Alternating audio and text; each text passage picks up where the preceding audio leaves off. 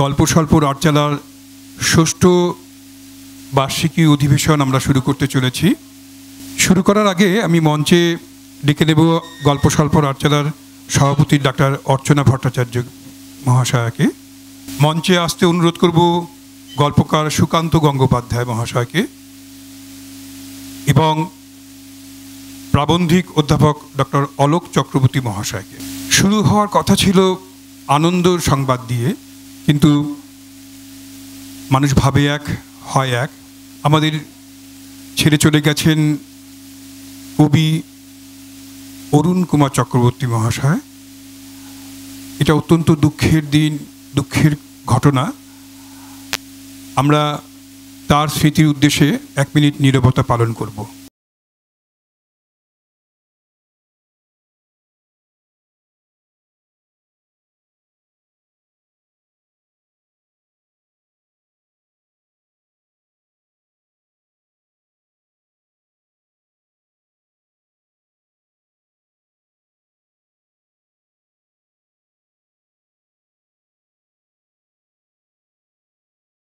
ধন্যবাদ। প্রত্যেকটি শুরুর যেরকম শুরু আছে, ইন্দ্রপতন ঘটলেও আমাদের জগৎ তো থেমে থাকবে না। তাই শুরু করি আমাদের এই অনুষ্ঠান একটি উদ্বোধনী সঙ্গীতের মাধ্যমে। উদ্বোধনী সঙ্গীত গাইতে মঞ্চে ডেকে নেব ইন্দ্রাণী চট্টোপাধ্যায়কে। আনন্দধারা বহিছে ভুবনে,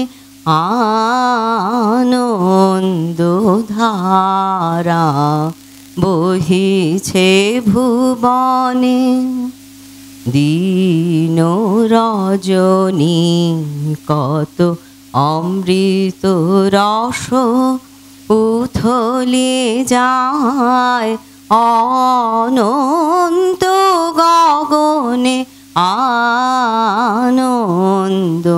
আনন্দধারা বহিছে ভুবনে, পান করে রবি শশী অঞ্জলি ভরিয়া, সদা দীপ্ত রহে অক্ষয় জ্যোতি, পান করে রবি শশী অঞ্জলি ভরিয়া, সদা দীপ্ত রহে অক্ষয় জ্যোতি, নিত্য পূর্ণ ধরা জীবনে কিরণে, আনন্দ ধারা বহিছে ভুবনে। বসিয়া আছো কেন আপন মনে, স্বার্থ নিমগ্ন কি কারণে, বসিয়া আছো কেন আপন মনে, স্বার্থ নিমগ্ন কি কারণে, চারিদিকে দেখো চাহি হৃদয় প্রসারে, ক্ষুদ্র দুঃখ সব তুচ্ছ মানি, চারিদিকে দেখো চাহি হৃদয় প্রসারে, ক্ষুদ্র দুঃখ সব তুচ্ছ মানি, প্রেম ভরিয়া লহ শূন্য জীবনে, আনন্দ ধারা বহিছে ভুবনে, দিন রজনী কত অমৃত রস উথলে যায় অনন্ত গগনে, আনন্দ ধারা বহিছে ভুবনে। নমস্কার সকলকে। আমাদের গল্প স্বল্প আটচালার ষষ্ঠ বার্ষিক অধিবেশনে সকলকে স্বাগত। আমি একটু অন্যরকমভাবে বলতে চাই। हमें बहुत दूर तक जाना है, मुसाफिर मैं। हमें बहुत दूर तक जाना है, मुसाफिर मैं। ये छोटी जिंदगी में कुछ कम करना है, हमें बहुत दूर तक जाना है, मुसाफिर मैं। আমরা সকলেই মুসাফির। আমরা চলছি, আমরা চলবো, আমরা চলতেই থাকবো। আমাদের গল্প স্বল্পর আটচালার চলা শুরু হয়েছিল 2007 সালে কিছু সাহিত্যপ্রেমী, সাহিত্য পাগল মানুষের হাত ধরে। তারা হলেন প্রফুল্ল গুপ্ত, প্রশান্ত মাল, প্রলয় অধিকারী, বিমল কুমার গঙ্গোপাধ্যায়, নব বন্দ্যোপাধ্যায়, গোবিন্দলাল বন্দ্যোপাধ্যায়, গৌতম গনাই, সন্দীপ সাধু, আরও অনেকে। তাদের মধ্যে অনেকে আজ নেই, কিন্তু আমাদের গল্প স্বল্পর আটচালা মুখ থুবড়ে পড়েনি। তাকে দৃঢ় হাতে ধরে রেখেছে তিনজন দিকপাল। তারা হলেন অরিন্দম গোস্বামী, বিমল কুমার গঙ্গোপাধ্যায়, সুব্রত বসু। কেউ সব ভুলে যাতে হো, काम है परमार्थ हो, चलना जितना है चलो, थक जाओ तो बैठ लो, थोड़ा बैठ लो। आओ चलो फिर उठो, आओ चलो फिर उठो, मंजिल तो नजदीक है, हमें बहुत दूर तक जाना है, मुसाफिर मैं। আমাদের গল্প স্বল্পের আটচালার কাজ কিন্তু বন্ধ হয়ে থাকেনি। শুধু আমাদের গল্প পাঠের মধ্যেই সীমাবদ্ধ নেই, আমরা অনেক কাজ করেছি। তার ফলস্বরূপ আপনারা দেখতে পাচ্ছেন আমাদের এই অনুষ্ঠান, আমাদের এই ষষ্ঠ বার্ষিক অনুষ্ঠান। সত্যি কথা বলতে এটা আমাদের অষ্টম বার্ষিক অনুষ্ঠান হতো। করোনার জন্য আমরা 2 বছর আমরা কিছু অনুষ্ঠান করতে পারিনি। আমরা প্রতি বছর সাহিত্য জগতের 3 জন ব্যক্তিত্বকে আমরা আমন্ত্রণ জানাই, তাদের সম্মান জানাই। আমরা কিছু গল্পকারকে আমন্ত্রণ জানাই, কিছু প্রাজ্ঞ সাহিত্যিক সেই গল্পকারদের গল্পের আলোচনা করেন, আমরা শুনি এবং সমৃদ্ধ হই। প্রতি বছর বিমল কুমার গঙ্গোপাধ্যায়ের সৌজন্যে আমরা একটি অনুগল্পের প্রতিযোগিতার আমরা আয়োজন করি এবং তাতে প্রথম 3 জন স্থানাধিকারীকে সম্মান জানানো হয় এবং তাদের গল্প পাঠের আমন্ত্রণ জানানো হয়। এবছর আমাদের প্রতিযোগীর সংখ্যা বেশি হতে আমরা 6 জনকে আমরা সম্মান জানাব। मंजिल क्या महल है, वो तो सिर्फ मकसद है, हमें तुम्हारा मदद चाहिए, ठीक से उपाय बतलाओ। आओ चलो पकड़ो बहे, आओ चलो पकड़ो बहे, साथ साथ हमें जाना है, हमें बहुत दूर तक जाना है, मुसाफिर मैं, मुसाफिर मैं।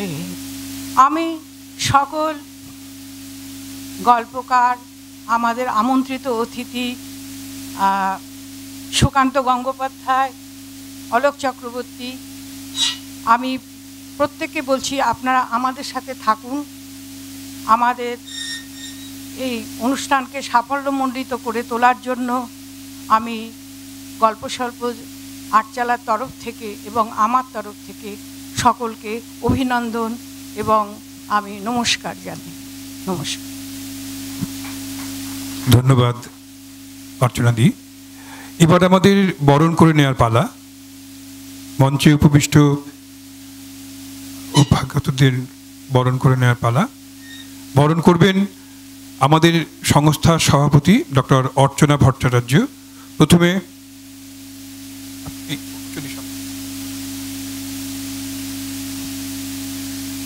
প্রথমে উনি বরণ করবেন প্রখ্যাত গল্পকার সুকান্ত গঙ্গোপাধ্যায়।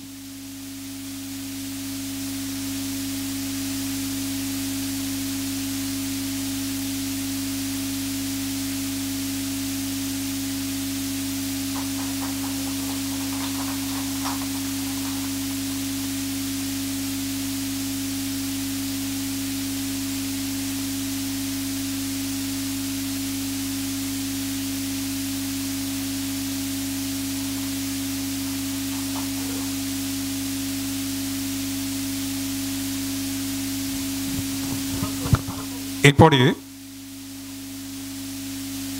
আমাদের সভাপতি ডক্টর অর্চনা ভট্টাচার্য বরণ করে নেবেন অধ্যাপক ডক্টর অলোক চক্রবর্তী মহাশয়কে।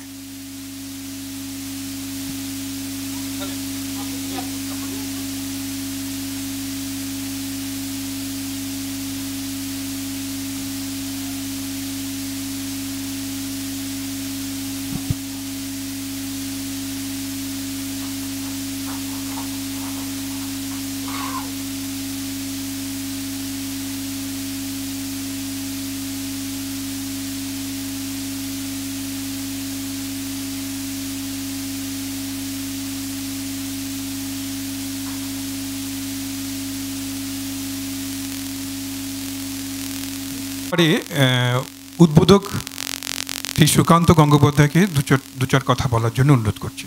গল্প স্বল্পর আটচালা যে আমাকে এই উদ্বোধনের দায়িত্ব দিয়েছেন তার জন্য আমি ওনাদের কৃতজ্ঞতা ও ধন্যবাদ জানাই।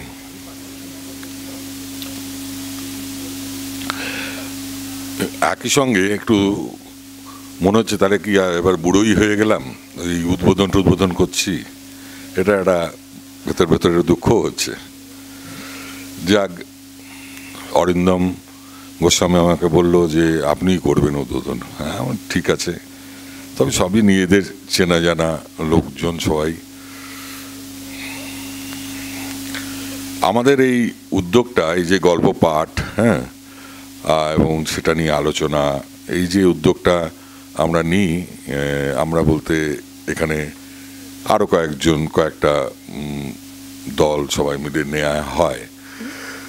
এটাতে আমার প্রথম থেকেই আমার মনে হতো যে আমি যখন প্রথম এখানে গল্প পড়তে আসি, এখানে মানে গল্প মেলায়, তো তখন আমার মনে হতো যে একটা গল্প পড়বো আর তক্ষুনি লোকে সেটা বুঝে গিয়ে আলোচনা করবে, এটা কি সম্ভব? এই নিয়ে আমি কথাও বলেছি, গৌরদার সাথে কথা বলেছি যে এটা কি ঠিক হচ্ছে। তো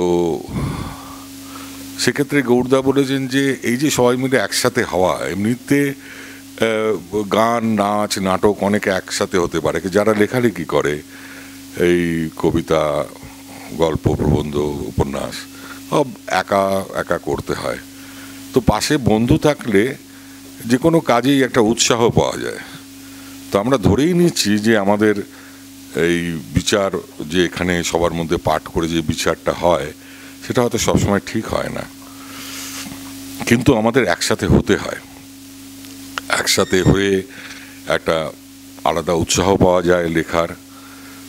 তো সেই জন্যে অদ্ভুতভাবে চন্দননগর, মানকুণ্ডু আর খানিকটা ঠিক তার ওপারে ও কিছু কিছু জায়গায় এখন আরও দেখা যাচ্ছে যে হাবড়া, অনেক দূরে দূরে, মানে কলকাতা থেকে বেশিরভাগই দূরে। কলকাতায় এরকম গল্প পাঠের আসর খুব কম। এটা কিন্তু আছে, এটা কিন্তু একটা ভরসার জায়গা বাংলা সাহিত্যের, যে এখানে এত মানুষজন এসে বসছেন, যোগ দিচ্ছেন অনুষ্ঠানে। সেই ভরসাতে লিখে যাওয়া, নইলে সত্যি কথা বলতে কি যে এত কম আকর্ষণ এই লেখালেখির ব্যাপারে আগে এক সময় যখন ছিল, অন্য বিনোদন মাধ্যমগুলো ছিল না, তখন লেখকদের মোটামুটি বেশ লোকে মাথায় তুলে রাখতো। সেইটা কিন্তু এখন তো একদম চলে গেছে। বিভিন্ন বিনোদন মানে সেই জন্যে আমরা যে নিজেরা একটা উৎসবের মতন করে মিলিত হচ্ছি, এইটা আমাদের কাছে খুব জরুরি। আর খানিকটা তো মেধার চর্চা আছেই। সারাদিন আর অফিসে, মাঠে ঘাটে, ট্রেনে মেধা চর্চার কোনো জায়গা নেই, শিল্প চর্চার কোনো জায়গা নেই। তো আমি চাইবো যে আমাদের এরকম এই প্রতিষ্ঠানগুলো যাতে আরও টিকে থাকে, আরও মানুষ যোগ দেয়, আরও মানুষ সাহায্য করে, আর আমরা যেন নিজেদের মধ্যে ঝগড়াঝাঁটি না করি, হ্যাঁ, এক হয়ে থাকি। এর মধ্যেও কিন্তু নানারকম ঝগড়াঝাঁটি হয় আর কি। অমুক গেলে আমি যাব না, অমুক গেলে আমি যাব না, এসব হয় আর কি। এ তো হয় আমাদের বাঙালিদের মধ্যে। তো এগুলো আমার মনে হয় ছাড়া উচিত, কেননা এইসব অনুষ্ঠান খুব রেয়ার। এটা যে গড়ে উঠেছে প্রায় আপনা আপনি, কেউ যে একা গড়ে তুলেছে তা নয়, সেটাকে আমাদের টিকিয়ে রাখা খুব দায়িত্ব। তো আজকের এই যে গল্প স্বল্প আটচালা সুচারুভাবে এই অনুষ্ঠানটি করছে, নানান ব্যস্ততা ছেড়ে সবাই এসছেন, এটা খুব ভালো, এবং আমি চাইবো এটা আরও এগিয়ে যাক। ধন্যবাদ। ধন্যবাদ সুকান্ত দাকে। আমরা পরবর্তী পর্যায়ের তিনজনকে ডেকে নেব, যাদেরকে আমরা সম্বর্ধনা দেব। শ্রী দীপেন্দ্রনাথ ভট্টাচার্য, আপনি মঞ্চে আসুন। শ্রী নিত্যরঞ্জন দেবনাথ এবং শ্রীমতী সর্বাণী বন্দ্যোপাধ্যায়। গল্প লেখকের অনুভূতি প্রকাশের ক্ষেত্র। একজন লেখকের অনুভূতি গল্প হয়ে জন্ম নেয় খাতার পাতায়। আজ আমরা যে আটচালার প্রাঙ্গণে হাজির হয়েছি আমাদের অনুভূতির ডালি নিয়ে, সেই আটচালারও একটি জন্মবৃত্তান্ত রয়েছে। কিছুটা আমাদের সভাপতি বললেন। সাহিত্য চর্চায় হুগলি, চৌচুড়া, চন্দননগর যথেষ্ট সমৃদ্ধশালী এবং আভিজাত্য বহন করে। সেই সাহিত্য চর্চায় নিবেদিত হুগলি চুঁচুড়ার কিছু মানুষ গল্প চর্চা নিয়ে বিশেষ ভাবনা শুরু করলেন। চুঁচুড়া থেকে প্রকাশিত দীক্ষা অন্নিক্ষা পত্রিকার দপ্তর ছিল সেই রকম ভাবনার একটি কেন্দ্রস্থল। বলা যেতে পারে সেই দপ্তর ছিল আজকের আটচালার একটি অন্যতম আঁতুর ঘর। এই জন্মে যার অকৃত্রিম প্রশ্রয় ছিল, তিনি লিখতে পারেন, নদীর এই বাঁকে জেগে উঠেছে একখণ্ড স্বাধীন ভূমি, এখানে জলের পায়ের ছাপ পড়ে। আজ আমরা সম্বর্ধনা জানাবো সেই মানুষটিকে, যাকে জানাতে পারবো সেই স্বাধীন ভূমিতে এখন বহু গুণী মানুষেরও পায়ের ছাপ পড়ে। শ্রী দীপেন্দ্রনাথ ভট্টাচার্য, জন্ম 1957-তে এই চুঁচুড়া শহরেই। একাধারে গল্পকার, প্রাবন্ধিক ও সম্পাদক। অসংখ্য গল্প তিনি রচনা করেছেন, কিন্তু দুই মলাটের বন্ধনে বেঁধেছেন তাদের কয়েকজনকে শীত সন্ধ্যার পাখিরা সংকলনে। লেখালেখির পাশাপাশি সম্পাদনা করেছেন দীক্ষা অন্নিক্ষা পত্রিকা, উৎসাহিত করেছেন অসংখ্য তরুণ লেখককে। কাগজের পত্রিকা চালানো অসুবিধা হয়ে পড়লে আধুনিক প্রযুক্তির সাহায্যে তিনি পত্রিকাকে শ্রবণযোগ্য ডিজিটাল পত্রিকায় প্রকাশ শুরু করেন। শতাধিক গল্প সেই ডিজিটাল পত্রিকার প্রকাশিত হয়েছে।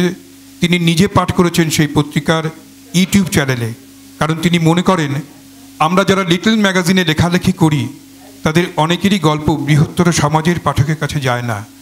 এই ডিজিটাল পত্রিকা সেই কাজ করতে সক্ষম।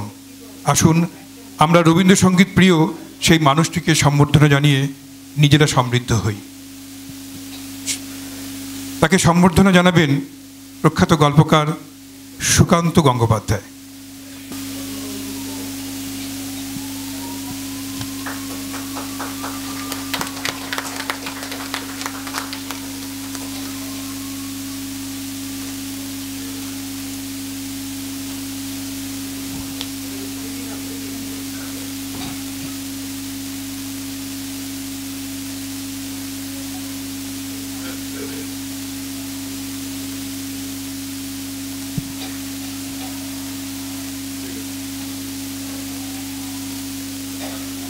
ধন্যবাদ দীপেন্দ্রনাথ ভট্টাচার্য এবং সাহিত্যিক সুকান্ত গঙ্গোপাধ্যায়কে। 1956 সালে জন্ম নেওয়া মানুষটি মফস্বল শহর কাটোয়া কলেজ থেকে বাণিজ্যে স্নাতক হয়ে জীবিকা খুঁজে নেন কেন্দ্রীয় সরকারের হিসেব পরীক্ষকের দপ্তরে। কিন্তু মাথায় যার গল্প পোকা খোঁচা দেয় তার মন কি আর শুধু হিসেবের জাবদা খাতায় আটকে থাকে? যোগ বিয়োগের পাশাপাশি তখন তার কলম থেকে শব্দ জন্ম নিতে থাকে। গল্পকার শ্রী নিত্যরঞ্জন দেবনাথ। ছোটদের পত্রিকা শুকতারার পাতায় তার প্রথম গল্প চেতনার প্রকাশ। এরপর দেশ, শিলাদিত্য, সানন্দা, কালীয় কলম, শুভম সাময়িকী, তথ্যকেন্দ্র, কলেজ স্ট্রিট, কথাসাহিত্য, দৈনিক স্টেটসম্যান, যুগশঙ্খ, একদিন সুখবর সমেত বিভিন্ন লিটল ম্যাগাজিনে নিয়মিত তার লেখা প্রকাশিত হয়ে চলেছে। প্রকাশিত গ্রন্থ 10টি, 5টি গল্প সংকলন ও 5টি উপন্যাস। এর মধ্যে একটি আত্মজীবনীমূলক ও একটি কিশোর উপন্যাস। 2016 সাল থেকে শতানিক বলে একটি সাহিত্য পত্রিকা সম্পাদনা করে আসছেন। পত্রিকাটি ষান্মাসিক, বছরে 2টি সংখ্যা প্রকাশিত হয়, বৈশাখ মাসে এবং নববর্ষ সংখ্যা। বৈশাখ মাসে নববর্ষ সংখ্যা এবং পুজোয় শারদ সংখ্যা। নামী অনামী বহু লেখক ওই পত্রিকায় নিয়মিত লেখেন। মূলত পত্রিকাটি নিয়েই বেশি সময় ব্যয় করেন তিনি, যাতে পত্রিকার মান আরও উন্নত করা যায়। নিরন্তর সেই চেষ্টাই চালিয়ে যাচ্ছেন। আসুন আমরা সাহিত্যপ্রেমী সেই সাহিত্যিক মানুষটিকে সম্বর্ধনা জানিয়ে সমৃদ্ধ হই। তাকে সম্বর্ধনা জানাচ্ছেন অধ্যাপক ডক্টর অলোক চক্রবর্তী মহাশয়।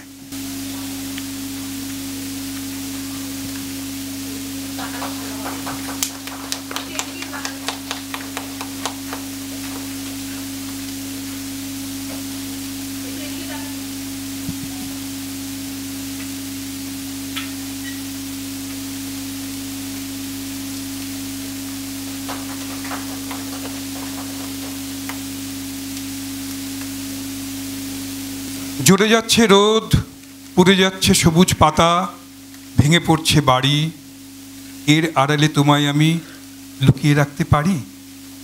চন্দননগরে কৃষ্ণভাবিনী শিক্ষায়তনের লাজুক এক মেয়ে লুকিয়ে লুকিয়ে প্রেমের কবিতা লিখত অঙ্কের খাতায়, কারণ তার অঙ্ক ভালো লাগতো না। ঝাঁপিয়ে এলো দমকা হাওয়া, চমকে গেল আলো, হয়নি দেখা তোমার সাথে, সেই তো ছিল ভালো। কলেজে উঠে সেই কলম জন্ম দেয় দ্রোহের গান। তুই মেয়ে চুপচাপ থাক, দাঁড়ে থাক, জ্বলে পুড়ে খাক, তোর ডানা নেই আর নেই, কিছুদিন কাটলেই অহল্যা হয়ে যাবি তুই। এই পংক্তি সাম্প্রতিক দোহ চেতনার অনেক আগেই লিখেছেন অর্থনীতির স্নাতকোত্তর আমাদের সবার প্রিয় লেখক সর্বাণী বন্দ্যোপাধ্যায়। কবিতা দিয়ে সাহিত্য চর্চা শুরু। তার কবিতা প্রকাশিত হয়েছে দেশ, সানন্দা সহ বহু পত্রপত্রিকায় এবং অবশ্যই মঞ্চে উপবিষ্ট নিত্যরঞ্জন দেবনাথের শতানিক পত্রিকাতেও। অর্থনীতির শিক্ষিকা শ্রীমতী বন্দ্যোপাধ্যায় পরে গদ্য সাহিত্যে মনোনিবেশ করেন। প্রথম গল্প প্রকাশিত হয় দিবারাত্রি কাব্য পত্রিকায়। 2001 সালে দেশ পত্রিকায় প্রথম কবিতা, পরবর্তীকালে গল্প প্রকাশিত হয় আনন্দবাজার পত্রিকার প্রায় সবকটি বিভাগে। এবং বর্তমান আজকাল, প্রতিদিন, তথ্যকেন্দ্র, উত্তরবঙ্গ সংবাদ ছাড়াও অনুষ্টুপ, কুঠার এবং মুশায়েরা, জলঘড়ি ইত্যাদি লিটল ম্যাগাজিনেও তার বড়দের এবং ছোটদের কবিতা, গল্প, উপন্যাস, প্রবন্ধ প্রকাশের ধারা অব্যাহত। আনন্দমেলা শারদীয়া 2 বছর তার 2টি উপন্যাস পরপর প্রকাশিত হয়।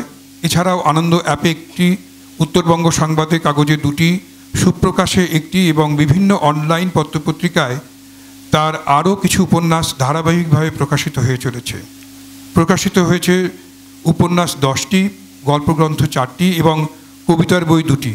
উল্লেখযোগ্য গ্রন্থগুলির মধ্যে গল্প সংগ্রহ বালির পুতুল, মাইশামারির বিশল্যকরণী, মণিকোঠার বর্ণমালা, হিমশীতল রহস্য, ইতি ফরাসডাঙ্গা, চল নিধুবনে, পদ্মপাতার ভেলা প্রভৃতি উপন্যাস। এই সদা হাস্যময়ী কবি এবং গল্পকার এবং সাহিত্যিক অবশ্যই শ্রীমতী সর্বাণী বন্দ্যোপাধ্যায়কে সম্বর্ধনা জানিয়ে আসুন আমরা আনন্দিত হই। তাকে সম্বর্ধনা জানাবেন আমাদের সংস্থার সভাপতি ডক্টর অর্চনা ভট্টাচার্য।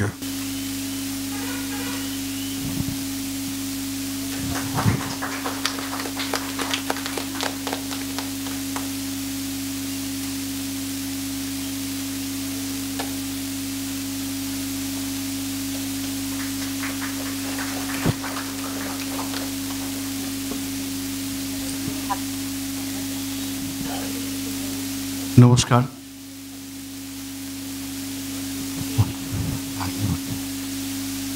এখানে উপস্থিত সমস্ত গুণী মানুষকে আমার সশ্রদ্ধ প্রণাম এবং অভিনন্দন।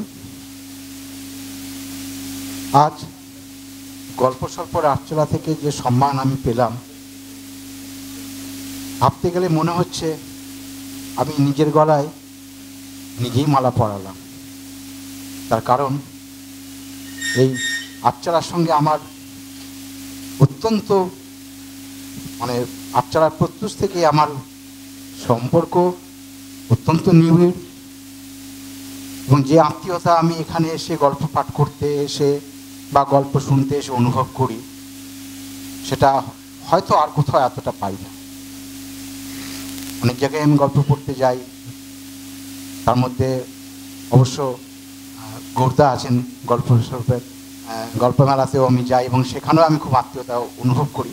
তবে বেশ কিছু বছর ধরে আমি একটু আমার শারীরিক প্রতিবন্ধকতা, কারণ আমার বাইপাস হয়ে গেছিলো, তারপরে করোনা ইত্যাদিতে একটু অসুবিধা হয়ে গেছে বলে আমি খুব আসা যাওয়া করতে পারি না। হ্যাঁ, কিন্তু এ আমার প্রাণের দুটি শহর এবং প্রাণের দুটি সংস্থা, এবং যারা আজকে আমি মিস করছি, কারণ প্রশান্ত আমার অত্যন্ত ঘনিষ্ঠ বন্ধু, সন্দীপ সাধু তো আমার সবচেয়ে প্রিয় বন্ধু ছিল, তারা দুজন চলে গেছেন, নবদা চলে গেছেন, আজকে বিমলদাও অসুস্থ হয়ে বাড়িতে আছেন, তাদেরকেও অভাব বোধ করছি। তবুও এখানে উপস্থিত প্রত্যেকেই আছেন এবং আজকে খুব খুশির দিন যে আমি আমার খুব প্রিয় গল্পকারের হাত থেকে পুরস্কারটি নিয়েছি, এই সম্মাননাটা নিয়েছি আমাদের অত্যন্ত প্রিয় গল্পকার সুকান্ত গঙ্গোপাধ্যায়। এবং আরেকটি আনন্দের সংবাদ যে আসনে আমাকে রাখা হয়েছে সেখানে আমার প্রিয় বন্ধু সর্বাণী বন্দ্যোপাধ্যায়ও আছেন, এবং উনি জানেন ওনার সঙ্গে আমার খুব অত্যন্ত ব্যক্তিগত সম্পর্ক, বন্ধুত্বের। তো সেদিক থেকে আমি অত্যন্ত আনন্দিত, আজকে গর্ববোধ করছি। এবং আমি বলবো এই গল্প স্বল্পের আটচালা দীর্ঘজীবী হোক। যে প্রচেষ্টা নিয়ে আমরা শুরু করেছিলাম কাজটা, আজকে অরিন্দম, শিক্ষাদি এরা যেরকমভাবে ধরে রেখেছেন, আগামী দিনেও তা থাকবে। এবং আমার একটাই ছোট্ট অনুরোধ, এটাকে কখনো আপনারা প্রতিষ্ঠানের পর্যায়ে নিয়ে যাওয়ার চেষ্টা করবেন না, করলেই সেখানে অনেক রকম গণ্ডগোল শুরু হয়। এটা আমার বাস্তব অভিজ্ঞতা বলছি। আমরা একটা ছোট সংস্থা, সেই সংস্থার মধ্যে থেকেই প্রচুর লেখক উঠে আসছেন, এবং এই গল্প পাঠের আসর থেকে প্রচুর গল্পকার উঠে আসেন আমার বিশ্বাস, এবং আমি দেখেওছি, কারণ আমি নিজে পত্রিকা সম্পাদনা করেছি অনেক পত্রিকার সঙ্গে সংযুক্ত, এবং দেখেছি আমি এই ধরনের পত্রপত্রিকা থেকে ভালো গল্পকাররা উঠে আসেন। এবং সেই জন্য এর অত্যন্ত জরুরি প্রয়োজন আছে এই ধরনের গল্প পাঠের যে সংস্থাগুলো আর কি, তাই বলছি। এবং সবাইকে শুভ কামনা জানাই নতুন বৎসরের। আশা করি প্রত্যেকে সুস্থ থাকবেন, ভালো থাকবেন, এবং আপনাদের কাছে আমার কৃতজ্ঞতা শেষ নেই। এটুকু বলে আমি আমার কথা শেষ করছি। নমস্কার সবাইকে। মঞ্চে উপবিষ্ট সম্মানীয় অতিথিগণ, উপস্থিত শ্রোতা বন্ধুগণ, সকলকে আমার আন্তরিক শুভেচ্ছা, শ্রদ্ধা ও ভালোবাসা জানিয়ে আমি দুটো একটা কথা বলি।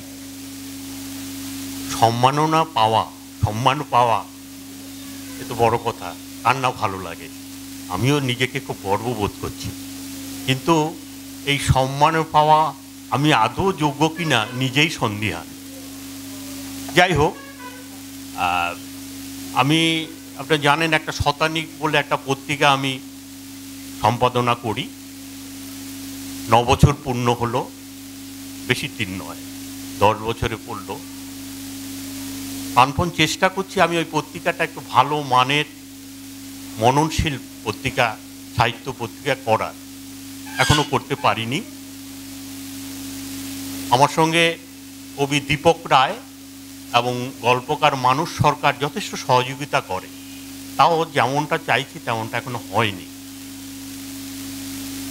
আজকে এই গল্প স্বল্পর আটচালায় আমাকে সম্মাননা জানিয়ে আমাকে উৎসাহ আর বাড়িয়ে দিলেন।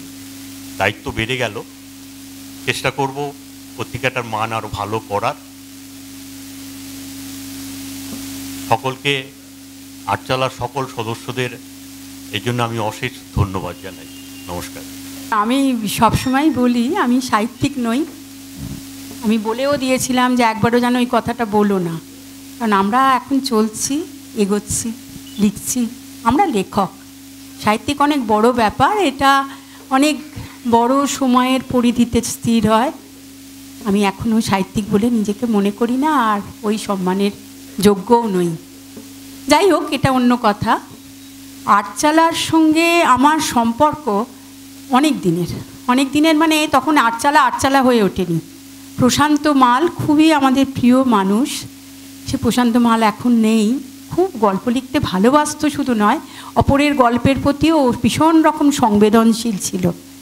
সেই প্রশান্ত মালেরা যখন ওই ঘড়ির মোড়ের কাছে একটা মাঠে একটা ছোট ঘরে আমি গৌরদার হাত ধরে এসেছিলাম, তখন গৌরদার পেছন পেছন সব জায়গায় যেতাম, গিয়ে শুনতাম, আশ্চর্য লাগতো। এইসব একজন লেখক তো বসেই আছেন এখানে, সুকান্তদা, এদের গল্প শুনে অবাক হয়ে যেতাম। অসীম ত্রিবেদী, কিন্নর রায়, গৌরদা তো অবশ্যই আছেন, আরও সব বড় বড় লেখকরা আসতেন, এবং আমরা মানে হাঁ করে আমি ভাবতাম এরম লেখা যায়। তারপরে এদের পথ ধরে এগোনো, এদের পেছন পেছন। সত্যি কথা বলতে কি, আমার মানে যেটুকু আমি কবিতা নিজে লিখতাম, ছোট্ট থেকে কবিতা লিখতাম, সেটার জন্য কারুর কাছে কিছু আমার বলার নেই, সে এমন কিছু দাঁড়াইয়েছে বলেও আমার মনে হয় না।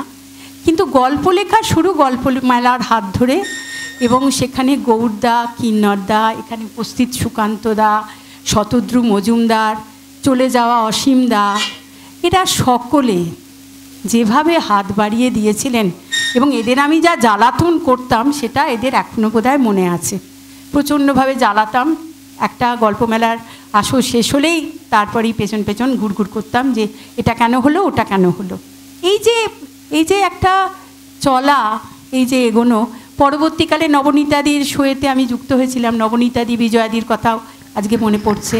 আরও পরে এখন অর্ধেন্দুদা এসেছেন, আজকে অর্ধেন্দুদাদের যে এবং জলঘড়িতেও আমি যাতায়াত করি এবং ওনার কাছেও অনেক পরামর্শ পাই, এবং আরও অনেকে আমার বন্ধুরা যারা আজকে এখানে উপস্থিত রয়েছে, দীপেন, হ্যাঁ, এখানে আরও সকলে উপস্থিত রয়েছে। এই যে ইন্দিরা এসেছে, আরও সবাইকার নাম আমি হয়তো করতে পারছি না, উজ্জ্বলবাবু এসেছেন, হ্যাঁ, এদের সবাইকার সঙ্গে আমাদের এই যে আলোচনার জগৎ, কাকলি বসে আছে, আরও সব বসে আছে আমাদের লেখার জগতের বন্ধুরা। তো আমাদের এই যে আলোচনার জগৎ, এই নিয়ে সবাই মিলে আমাদের গড়ে ওঠা, এটা কারোর একার কৃতিত্ব নয়, প্রত্যেকেই চেষ্টা করেছি, আমরা প্রত্যেকে আরেকজনকে ঠেলেছি। তবে আটচালার কাছে আটচালাকে আমি কি বলবো, আটচালার আমি ঘরেরই লোক। আসলে খুব অবাক হয়ে গেছিলাম যখন আমায় বললো সম্বর্ধনা দেবে, কেননা আটচালার বাইরে আমি তো নিজেকে মনে করি না যে আটচালাতে তো প্রত্যেকটাতে অনুষ্ঠানেই আমি আসি, কেননা একটা লোভ আমার আছে, গল্প শোনার লোভ, যেটার জন্যে আমি গল্প মেলায় যাই, কথামালায় যাই, তারপরে আটচালায় আসি, গল্প স্বল্প সমস্ত জায়গায় ভীষণ লোভ, গল্প শুনবো, কে কী নাম লিখছে, বাবা কি অদ্ভুত লেখা, অবাক হয়ে যাওয়া, এই যে একটা অনুভূতি। আমরা যারা লিখি তারা সবাই জানি আমাদের এই অনুভূতির সঙ্গী তারা। তো এই আমাদের আটচালার প্রতি কৃতজ্ঞতাটা সেখান থেকেই আমার একটা খুব বড়, যে ওরা আমাকে আপন করে নিয়েছে, এবং আমি ছুটতে ছুটতে চন্দননগর থেকে আসি এবং যথারীতি দেরি করি, সব জায়গায় আমি দেরি করে যাই বলে বকুনি খাই, কিন্তু এখানেও আমি এসে হাজির হই। 6টা-7টা গল্প, এত সুন্দর পরিবেশনা, এত সুন্দর ব্যবস্থাপনা, সত্যি মুগ্ধ করে। তো আজকে আমাকে এরা কৃতজ্ঞ বলবো না, অনেক ভালোবাসা দিয়েছেন, এটা ঠিক কৃতজ্ঞতায় শোধ হয় না, ধন্যবাদ জানিয়ে আমি বলবো না যে এটাই। আজকে খুব প্রশান্ত মালের কথা মনে পড়ছে। আজকে উপস্থিত হননি বিমলদা, সুব্রতদা, ওরা থাকলে আরও ভালো লাগতো আমার। বিমলদা তো একটু অপারেশন হয়েছে, আর ওদিকে আরও মনে পড়ছে নবদার কথা নিয়েও, গল্পের কত আলোচনা হয়েছে নবদার সঙ্গে, নবদা এখন নেই। তো এদের সবাইকে নিয়ে আমাদের এই জগৎটা, সুকান্তদা ঠিকই বলেছেন, এখানে ঝগড়া ঝাঁটি ঝামেলা এসবের কোনো মানে হয় না। আমরা সবাই একটা লক্ষ্যের দিকে এগোচ্ছি, যে যার পথ ধরে এগোচ্ছি, কিন্তু পৌঁছানোর জায়গাটা এক। আমরা সবাই চাই ভালো লিখতে, ভালো পড়তে, ভালো গল্প শোনাতে, ভালো লেখা শোনাতে। তো সেই একটা জায়গায় আমরা বোধহয় সবাই এক। আমি কাকে আর কৃতজ্ঞতা জানাবো? সবাইকে, আমার বন্ধুদের, আমার শ্রদ্ধেয় দাদাদের। সুকান্ত দা বলি, উনি আমার থেকে বয়সে ছোট, কিন্তু আমি শুধু শ্রদ্ধাতেই ওনাকে দাদা বলি। তো এরকম অনেকেই আছেন। অসীমদার কথা আজকে খুব মনে হচ্ছে আমার। এইসব জায়গায় এলে একটু বেশি বকে ফেলি, আমি একটু বেশি বকিও। নমস্কার, উপস্থিত সকলকে আমি দীপ্রাহরিক শুভেচ্ছা জানাই। আমাদের গল্প স্বল্পের আটচালার ষষ্ঠ অধিবেশন চলছে। আমরা এমন এমন গুণী মানুষকে কাছে পেয়েছি যাদের জন্য সত্যি আমরা গর্বিত।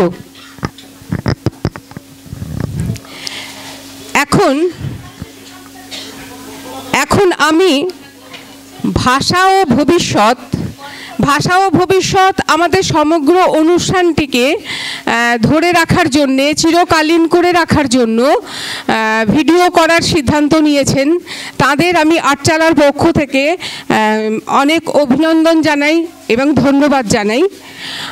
আটচালার ভাষা ও ভবিষ্যতের পক্ষ থেকে আমি তানিয়া ব্যানার্জিকে একটু ডেকে নেব, ভাষা ও ভবিষ্যতের বিষয়ে দু এক কথা বলবে। এখানে যারা আছেন তারা সবাই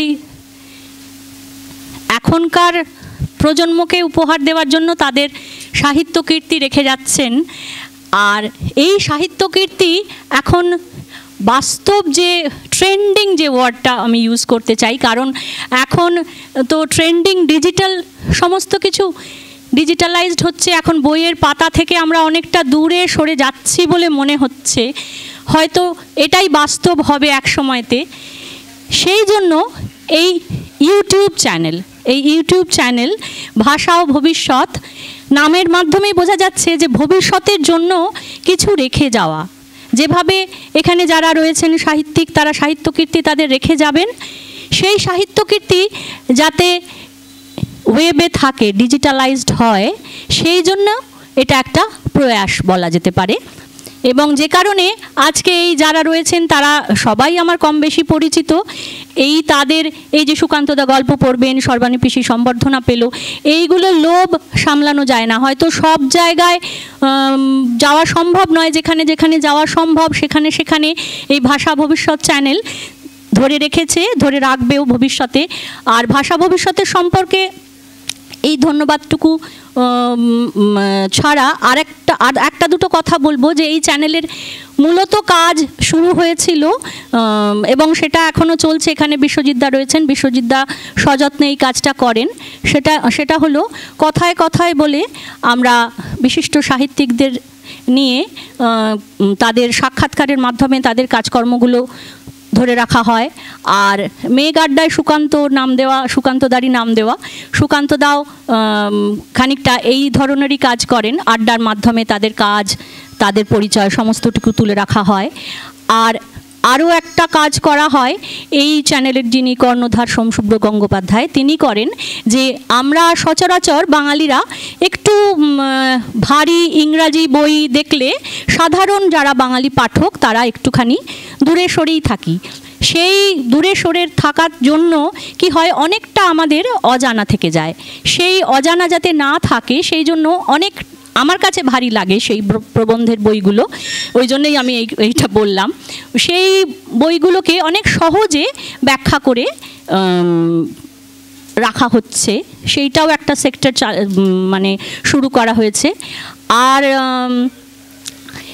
আমাদের যে সাহিত্যের যেগুলো আমাদের বলতে পারি ভারতীয় সাহিত্যের ঐতিহ্য, মূল মহাকাব্য আমাদের, সেই মহাকাব্যের রামায়ণ মহাভারত দুটিই আছে। দুটো নিয়ে কাজ শুরু করা যায়নি, একটা প্রথম রামায়ণ নিয়েই কাজ শুরু হয়েছে।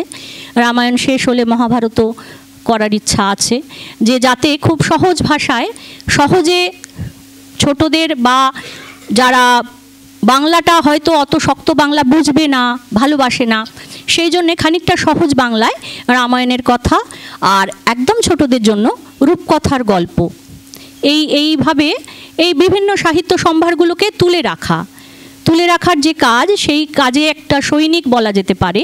এটাও একটা লড়াই, ডিজিটাল মাধ্যমের সঙ্গে পাতার মাধ্যমের যে লড়াই, সেই লড়াইয়ে ভাষা ভবিষ্যৎ কাজ করছে। দেখা যাক কতটা সফল হবে, সেটা মহাকাল বলবে। ধন্যবাদ আবার আটচালাকে এই সুযোগটা দেওয়ার জন্য। ধন্যবাদ জানাই তানিয়াকে। তানিয়া খুব সুন্দর করে ভাষা ভবিষ্যতের কর্মকাণ্ড বিবৃত করলো। এখন আমরা চলে যাব বই প্রকাশ অনুষ্ঠানে। অরিন্দম গোস্বামী এখন লেখক ও পাঠককুলে যথেষ্ট সুপরিচিত। তার একটি নতুন সৃষ্টি আজ আমরা মঞ্চে প্রকাশ করব। আটচালার এই অন্যতম মুখ অরিন্দম গোস্বামীর বইয়ের নাম ধারাপাত নয় ইলশে গুড়ি। এই নামই বলে দেয় এটি অনুগল্পের সংকলন। আজ আমরা গুণীজনদের কাছে পেয়েছি, তাদের হাত ধরেই প্রকাশিত হোক এই সংকলন। শ্রী সুকান্ত গঙ্গোপাধ্যায় ও ডক্টর অলোক চক্রবর্তী এই সংকলনটি প্রকাশ করবেন। অরিন্দম গোস্বামীকে আমি একটু স্টেজে ডেকে নেব।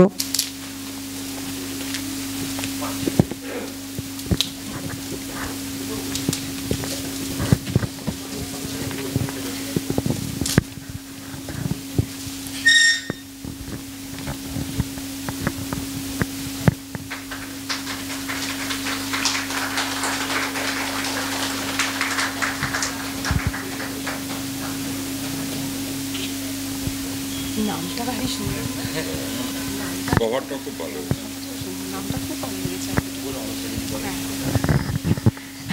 আচ্ছা, এই বইটি সম্বন্ধে ডক্টর অলোক চক্রবর্তীকে বলবো, উনি কিছু আলোকপাত করুন।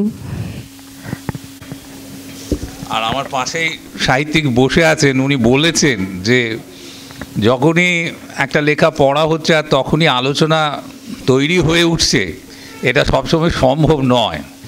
আর যে বই পড়াই হয়নি তারও আলোচনা হয়ে গেলে তো আরও মুশকিল ব্যাপার হয়ে যায়। ফলে এই আলোচনা আমি ঠিক করতে পারবো না, কিন্তু একটু আগে কিন্তু অরিন্দমবাবু আমাকে বইটা দিয়েছিলেন, সেখানে দু একটি দেখেওছি। তার মধ্যে একটি সীমান্ত বলে গল্প আছে, একটি ভৈরবী বলে গল্প আছে, এক্ষুনি মনে পড়ছে। এবং এইগুলো দেখলাম, উনি মূলত অনুগল্প লিখেছেন। আমরা কোনো সংজ্ঞা প্রদান করতে চাইছি না, মানুষের সময় কম, আর সেজন্য পাঠক খুব বেশি পড়ে উঠতে পারছে না দীর্ঘ লেখা। আর আমরাও খুব ছাঁটে, খুব ইঙ্গিতে আমাদের জীবনকে ধরতে চাইছি শিল্পের মধ্যে, যেটা অরিন্দম গোস্বামী এখানে করেছেন। শুনেছেন যে নামাঙ্কনের মধ্যেই বলা হয়ে গেছে যে এটা আসলে অনুগল্পের সংকলন। আশা করি আমরা আমাদের সময় বার করে এই লেখকের লেখা পড়ব এবং আমাদের মধ্যে অনুগল্প পাঠের চর্চা অব্যাহত থাকুক। এরকম অনেকেই লিখুন, বই প্রকাশ করুন, এই ইচ্ছা এই প্রকাশের মধ্য দিয়ে আমি করতে চাইছি। ধন্যবাদ ডক্টর অলোক চক্রবর্তীকে। আমি সাহিত্যিক শ্রী সুকান্ত গঙ্গোপাধ্যায়কে বলবো বইটি নিয়ে দু এক কথা বলবার জন্য। বইটার কভারটা খুব ভালো, যে হাতে নিয়েই খুব ভালো লাগছে, নামকরণটাও ভালো। আর অরিন্দমের লেখার সাথে তো আমাদের পরিচয় আছে, তো নিশ্চয়ই আশা করা যায় নিশ্চয়ই এটা ভালো হবে বইটা। এবং আপনারা বইটা অনায়াসে কিনতে পারেন, বেশি দামও নয়, 200। তারপর নিশ্চয়ই বইয়ের বেলায় প্রচুর ছাড় থাকে, তো ছাড়ও আছে। আমি তো এই যা উল্টা ছিলাম, ভেতরের সুন্দর জায়গা ছেড়ে সুন্দর করে যত্ন করে বইটা তৈরি করা হয়েছে। একটা পাতায় একটাই গল্প, তারপরের পাতায় চলে গেলে সে পাতাটা ফাঁকা রাখা হচ্ছে। খুবই ভালো, মানে বইটি দেখতে খুব সুন্দর হয়েছে, আর অরিন্দম লেখাও খুব সুন্দর। আমার মনে হয় আপনাদের ভালো লাগবে, এবং এই বইটা যদি খুব তাড়াতাড়ি শেষ হয় আমি খুব আনন্দ পাবো। অধ্যাপক ডক্টর অলোক চক্রবর্তী। ডক্টর অলোক চক্রবর্তী বর্ধমান বিশ্ববিদ্যালয় থেকে বাংলা নিয়ে MA এবং PhD করেছেন। তিনি তিনি এখন সেই বিশ্ববিদ্যালয়েরই অধ্যাপক। তার আগ্রহের বিষয় কথা সাহিত্য। ইদানিং তিনি সাহিত্য তত্ত্ব নিয়েও কাজ করছেন। তার নেশা হচ্ছে বই পড়া। এই শব্দগুলি চিনিয়ে দেয় একজন মানুষের প্রকৃতিকে। তার সাহিত্যের প্রতি আগ্রহ ও বই পড়ার নেশা তাকে বাংলা সাহিত্যের অতলের মণিমুক্তর সন্ধান দিয়েছেন। আর তিনি সেই রত্ন সেচে এনে অলংকার বানিয়ে হাজির করছেন পাঠককুলের কাছে। ছাত্র সমাজের জন্য তিনি এমন কিছু কাজ করেছেন যা অমূল্য। সাংবাদিক সন্তোষ কুমার ঘোষের রচনার উপর তিনি একটি বই লেখেন, সন্তোষ কুমার ঘোষ কথা সাহিত্যে স্বয়ং নায়ক। এছাড়া তার রচিত বইগুলি হলো 20 শতক, কথা সাহিত্যে সময় ভিক্ষা, আখ্যানের তত্ত্বভুবন।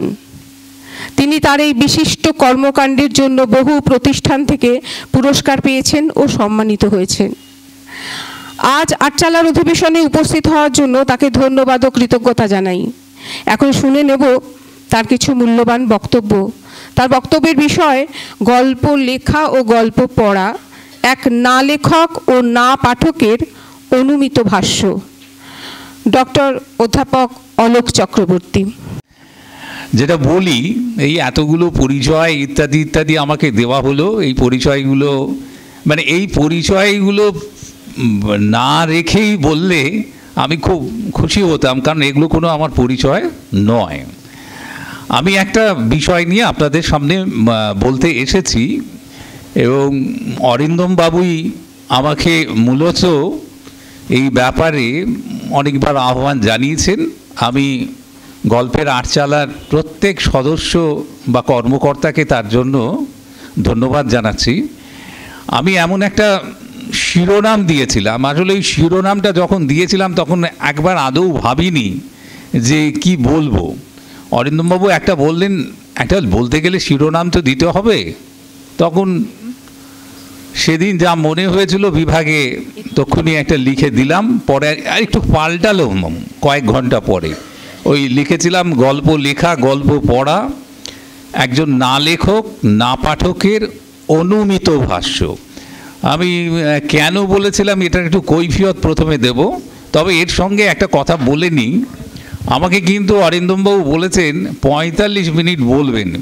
আসলে মুশকিলটা হলো 45 মিনিট বলবো কিনা জানি না, এতক্ষণ আপনারা সহ্য করতে পারবেন কিনা সে নিয়েও কিন্তু আমার যথেষ্ট সন্দেহ আছে। গল্প পড়া এবং গল্প লেখা, অথচ তারপরেই বলছি একজন না লেখক না পাঠকের ভাষ্য, এবং সেটাকেও বলেছি অনুমিত। অনুমিত বলেছি এই কারণেই যে যিনি পড়েননি আর যিনি লেখেন না তিনি কিভাবে গল্প পড়া এবং গল্প লেখা বুঝবেন, এবং যখনই তাকে বুঝতে হবে পরের মুখে ঝাল খেতে হবে নিশ্চয়, তার জন্যই বলেছি অনুমিত ভাষ্য। এখন আপনাদের এরকম মনে হতে পারে এই তো অনেক কথা শুনলাম আপনার সম্পর্কে, আর আপনি বলছেন যে আপনি পড়েন না।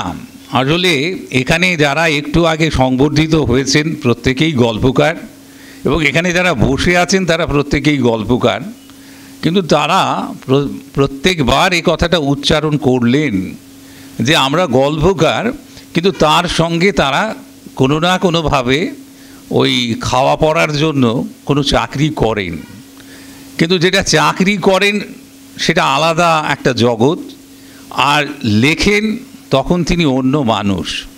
ফলে ওই যে পড়ছি পড়ব, ওটা তো চাকুরে অলোক চক্রবর্তী পড়ে, কিন্তু তার মানে আমি প্রকৃত অর্থে কোনোদিনই পাঠক নই।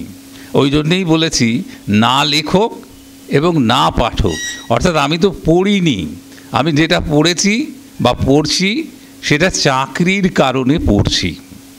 এরপরে এই ভাবনাতে একটু প্রবেশ করবার আগে বলি, ওই যা শুনেছি ওই শোনা থেকেই বলবো।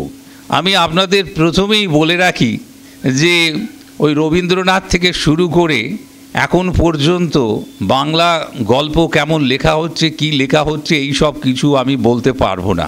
এবং এই বলতে পারবো নার পিছনে কারণ হলো আপনাদের কাছে বলতে গিয়ে আমার যে দুর্দশা হবে সেই দুর্দশা সম্মুখীন হতে চাইছি না বলেই বলছি না।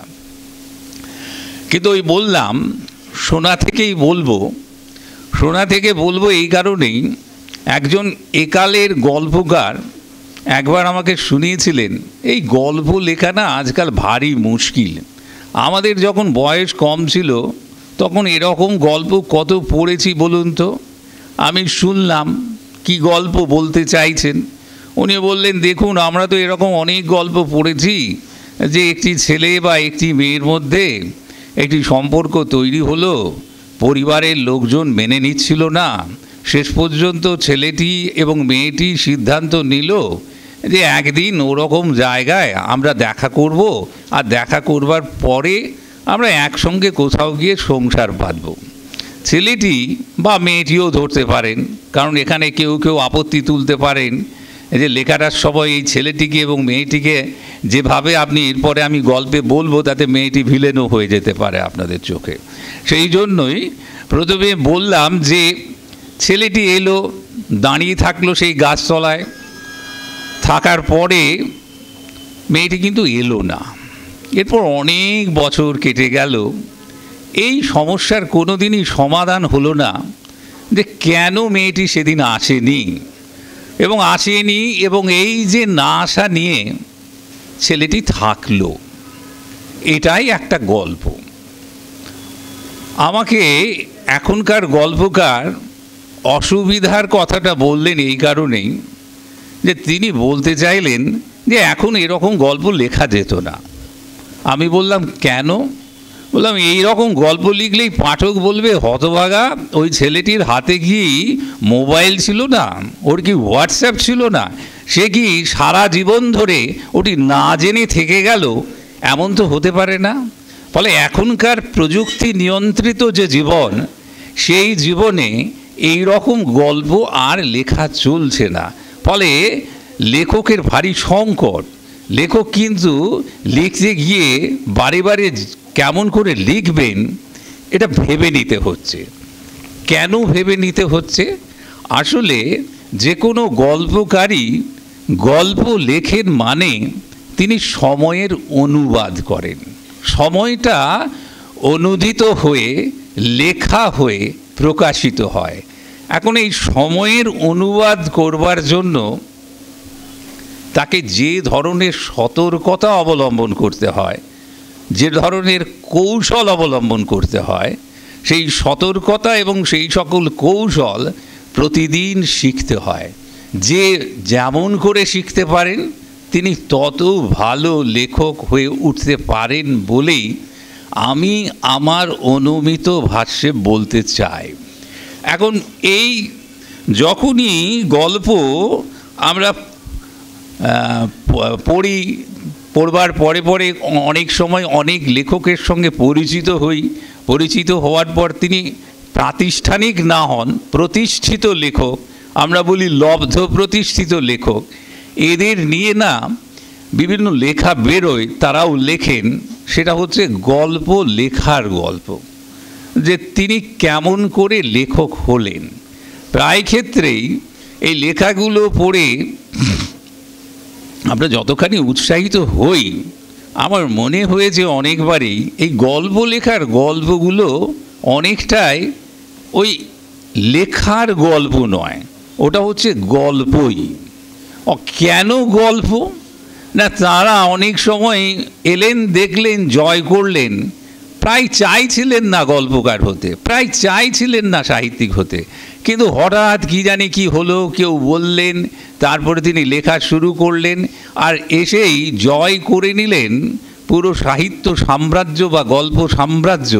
এরকম কথাও অনেক সময় বলা হয়। কিন্তু আমি আপনাদের আমার অনুমান থেকে বলতে চাই যে কোনো গল্পকারের জীবনে এরকম ঘটে না। আমার তো মনে হয় একজন গল্পকারের বহুবার চড়া আছে, বহুবার নামা আছে, বহুবার ব্যর্থতা আছে, বহুবার সাফল্য আছে, বহুবার বেদনা আছে, বহুবার প্রতারণা আছে, বহুবার আত্মপ্রতারণা আছে, বহুবার আনন্দে উচ্ছল হওয়া আছে, বহুবার নীরবে চোখে জল ফেলা আছে। এইগুলো যদি না থাকে তাহলে কিন্তু গল্পকার হওয়া যায় না। অর্থাৎ গল্পকার আমি বললাম আর হয়ে গেলাম, এরকম কারো জীবনে ঘটেনি। আর গল্পকার যতই গল্প লিখুন না কেন, সমান্তরালে যারা অন্তত ঘর সংসারের সঙ্গে জড়িত আছেন, মানেই পারিবারিক বিবাহিত আমি বলছি না, এই জগৎ সংসারের সঙ্গে যারা জড়িত আছেন, তারা নীরবে নিভৃতে একা হয়ে সব লেখেন, আর আমরা তাদের কাছ থেকে লেখাগুলো পাই, ব্যাপারটা নয়। তারা কিন্তু আমাদের মতোই সামাজিক জীব, ফলে তাদের অনেক বেশি এই জীবনের সঙ্গে জড়িত থাকেন, আর জড়িত থাকার মাঝখানেই কিন্তু লেখেন। সেই লেখেন, লেখা ছাড়েন, ধরেন, আবার লেখেন, এইভাবেই কিন্তু লেখা হয়। ফলে গল্প লেখার গল্প ছেড়ে এরপরে যদি আমরা এরপরে ঢুকতে চাই যে যিনি গল্প লিখছেন, তিনি গল্প লেখার সময় তিনি কি দেখবেন আর লিখবেন, দেখা আর লেখা, আমরা কিন্তু এই রকম ভাবনা দ্বারা অনেক সময় ভাবিত হই যে একজন লেখক তিনি দেখেছেন এবং লিখেছেন। আমার কিন্তু প্রথমেই মনে হয় যে দেখেছেন এবং লিখেছেন এরকম প্রায় ক্ষেত্রেই হয় না। দেখা এবং লেখার মাঝখানে কিন্তু একটা পড়া থাকে। এই আমাদের কেন বলছি পড়া থাকে, যদি পড়া না থাকে তাহলে কিন্তু লেখা হয় না। কিন্তু পড়া বললেই আপনাদের মনে হতে পারে যে তার মানে একজন যিনি লেখক হবেন তিনি কি তার আগে শুধু পড়বেন, পড়ে পড়ে লিখবেন? অনেকেই আমরা বলতে চাই যে যিনি বেশি পড়েন তিনি সবচেয়ে খারাপ লেখেন। কেননা বেশি পড়া তো আবার খুব বেশি কি করে যায় না, তার মধ্যে এমন একটা পণ্ডিতি ঘরানা ঢুকে যায় যে তিনি কিন্তু আর প্রকৃত অর্থে লিখে উঠতে পারেন না। আমি এখানেই বলি যে পড়া শুধু নয়, এখানেও কিন্তু নির্বাচন করবেন, কিছু পড়বেন, কিছু পড়বেন না। একজন অন্তত নবীশ যারা, আমি কাউকে কিন্তু পরামর্শ দিচ্ছি না, আমার অনুমানটা বলছি যে যারা তারা যদি পড়েন, তাহলে আমি বলবো যদি পড়েন প্রথমেই কোনো তত্ত্ব সমালোচনা গল্প নিয়ে পড়বেন না, পড়বেন না, পড়বেন না। যদি তত্ত্ব সমালোচনা পড়েন বেশি, তাহলে জানবেন আমার মনে হয় যে একজন গল্প লেখক তার কিন্তু পুরো সর্বনাশ করলেন। কেননা এই গল্পের তত্ত্ব জেনে যদি কিছু লিখতে বসেন তাহলে কিন্তু তার পক্ষে আর লেখা সম্ভব নয়। তাহলে তিনি কি পড়বেন? তিনি কিন্তু আসলে গল্পই পড়বেন। তিনি গল্প পড়বেন, তার আগের লেখা, তার সমকালের লেখা, অন্য ভাষায় লেখা, বিভিন্নভাবে গল্প পড়বেন। এই একটু আগেই একজন গল্পকার সর্বাণী বন্দ্যোপাধ্যায় বললেন আমি কতবার বিরক্ত করেছি সুকান্ত গঙ্গোপাধ্যায়কে। আসলে উনি পড়ছিলেন, তিনি পড়ছিলেন, গল্প পড়ছিলেন, এবং গল্প পড়তে পড়তে আপনার মনে কিন্তু গল্প কিভাবে লিখতে হয় এই প্রতিদিন আপনার একটি ধারণা, সেই ধারণার কিন্তু বদল আনবে। আর যখন বদল আনবে, যত বদল আনবে, যত আপনি ধারণা করবেন, ততই ভালো লেখা বোধ হয় লেখা সম্ভব।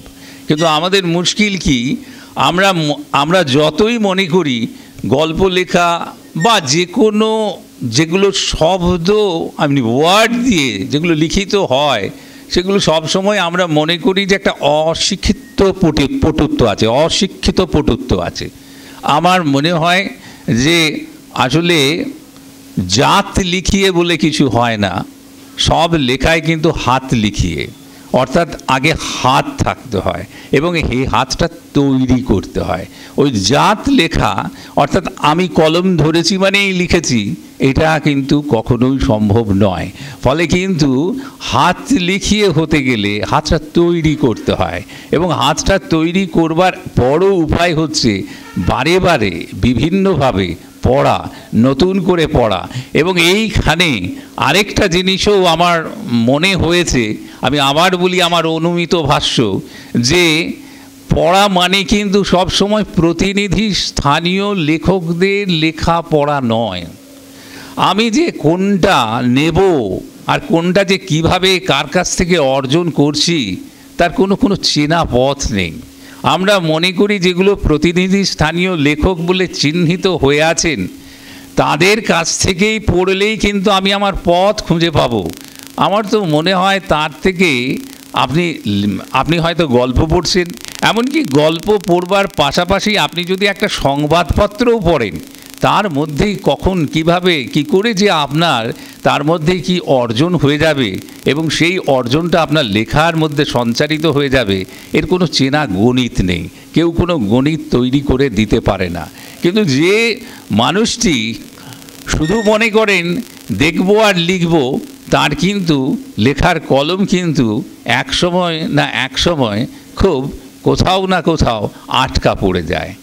তৃতীয়ত যে কথাটি আমি বলতে চাইছি যে আমরা যখনই গল্প লিখছি এবং লেখার সঙ্গে সঙ্গে বলেছি যে আপনাকে গল্প, আমরা যারা গল্প লেখেন তারা গল্প পড়েন শুধু নয়, যখন লিখছেন লিখতে লিখতে অনেকবার ছাড়ছেন অনেকবার ধরছেন।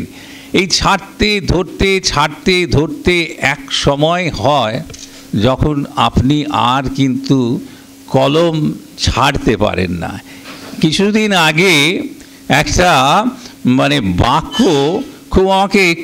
খুব আমার মনে কিন্তু একটু দাগ কেটে গিয়েছিল যে একটা বিশেষ ঘটনাকে কেন্দ্র করে একজন বলছিলেন সাংবাদিক যে এতদিন মিছিল মানুষ খুঁজে বেড়াচ্ছিল আর এখন কিন্তু মানুষ মিছিল খুঁজে বেড়াচ্ছে। আমি কিন্তু সেই রকম বলতে চাই, এক সময় হয়তো ওই যে বিভিন্নভাবে যে গানটা বারে বারেই বেজে ওঠে, ওই কালী পুজো এলে আমায় একটু জায়গা দাও মা, তেমনি অনেক গল্পকারী প্রথম নানাভাবে ভাবেন যে যদি কোনো সম্পাদকের কৃপা দৃষ্টি পড়ে আমার একটু জায়গা হয়, আমার একটু গল্প লেখা হয়।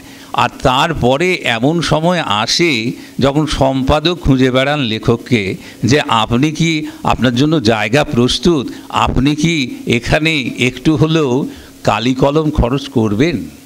ফলে এই জায়গাটা তৈরি হওয়ার প্রস্তুতির একটা সময় আছে, সময় ছাড়া কিন্তু এই জায়গাটা তৈরি হয় না। এরপরে যে কথাটা আমার বলবার, যে পড়তে শিখতেই লিখছি, সেটাই কিন্তু গল্প হয়ে যাচ্ছে। কিন্তু গল্প হয়ে যাওয়ার জায়গায় একটা তো ভাবতে হয় যে গল্প যে আমি লিখলাম, আমার যে গল্প লেখা হচ্ছে এবং এই গল্প লিখতে আমি একটা অর্জন করেছি, একটা ধরন, আমার নিজস্ব কলম অর্জন করেছি, যেটাকেই আমি বলছি লেখার হাত, হাতের লেখা নয়, লেখার হাত। কিন্তু এক সময় লেখার হাত প্রত্যেক লেখকের হাতিয়ার হয়ে ওঠে। অর্থাৎ আমরা পড়তেই বুঝতে পারি যে এই লেখা উনি লিখেছেন, এটা অন্যের পক্ষে লেখা সম্ভব নয়। কিন্তু মনে রাখতে হবে, একই হাতিয়ার যদি বহুদিন ব্যবহার করা হয় তাহলে কিন্তু হাতিয়ারে ভোঁতা হয়। এবং এই জন্যই আমার মনে হয় যে একজন লেখক বারবার যদি একই ধরন অবলম্বন করেন তবে সব সময় কি হয়, তিনি কিন্তু নিজেকেই বারবার নির্মাণ করেন, নিজেকে অতিক্রম করেন না। আর যদি নিজেরই ট্রু কপি বারেবারেই তৈরি হয় তাহলে কিন্তু সেই লেখাগুলো এক লেখার সঙ্গে অন্য লেখার প্রকৃত অর্থে কোনো তফাৎ তৈরি হয় না। আর এই জায়গাটাতেই মুশকিল হয়। এখন এ থেকে মুক্তি হওয়ার একটাই, আমার এইখানে এসে মনে হয়েছে যে প্রত্যেক লেখককেই আসলে উদ্বাস্তু হতে হয়, নিজে সচেতনভাবে উদ্বাস্তু হতে হয়। অর্থাৎ বাসভূমি তৈরি করতে হয়, বাসভূমি ভেঙে দিতে হয়, ঠাঁই নাড়া হতে হয়। অর্থাৎ আমি স্থির হয়ে গেলাম এক জায়গায়, এবং আমার স্থির বিশ্বাস এটাই লোকে গ্রহণ করছে, এই জায়গায় হয়ে গেলে আপনি হয়তো জনপ্রিয় হলেন, কিন্তু জনপ্রিয় লেখক হলেন, কিন্তু আপনি হয়তো তেমন করে কিন্তু আর লেখক থাকলেন না। হয়তো জনপ্রিয়তা কিন্তু আপনার অনেকখানি বজায় থাকলো। এই ভাবনাটাও কিন্তু আমাদের ভাবতে হয়। কিন্তু এরপরে এই যে আমি বলছি যে আমি আমাকে অতিক্রম করব কিভাবে, এই করবার ক্ষেত্রে একটা জিনিস হয়তো প্রত্যেক লেখক মনে রাখেন, বড় লেখক যারা হয়েছেন তারা মনে রাখেন, এবং তাদের দেখেই তো, তাদের অনুমান দিয়েই তো আমি বলছি যে প্রত্যেক লেখক জানেন তার যেমন অভিজ্ঞতা আছে, তার যেমন রচনা দক্ষতা আছে, তেমনি তার সীমাবদ্ধতাও আছে।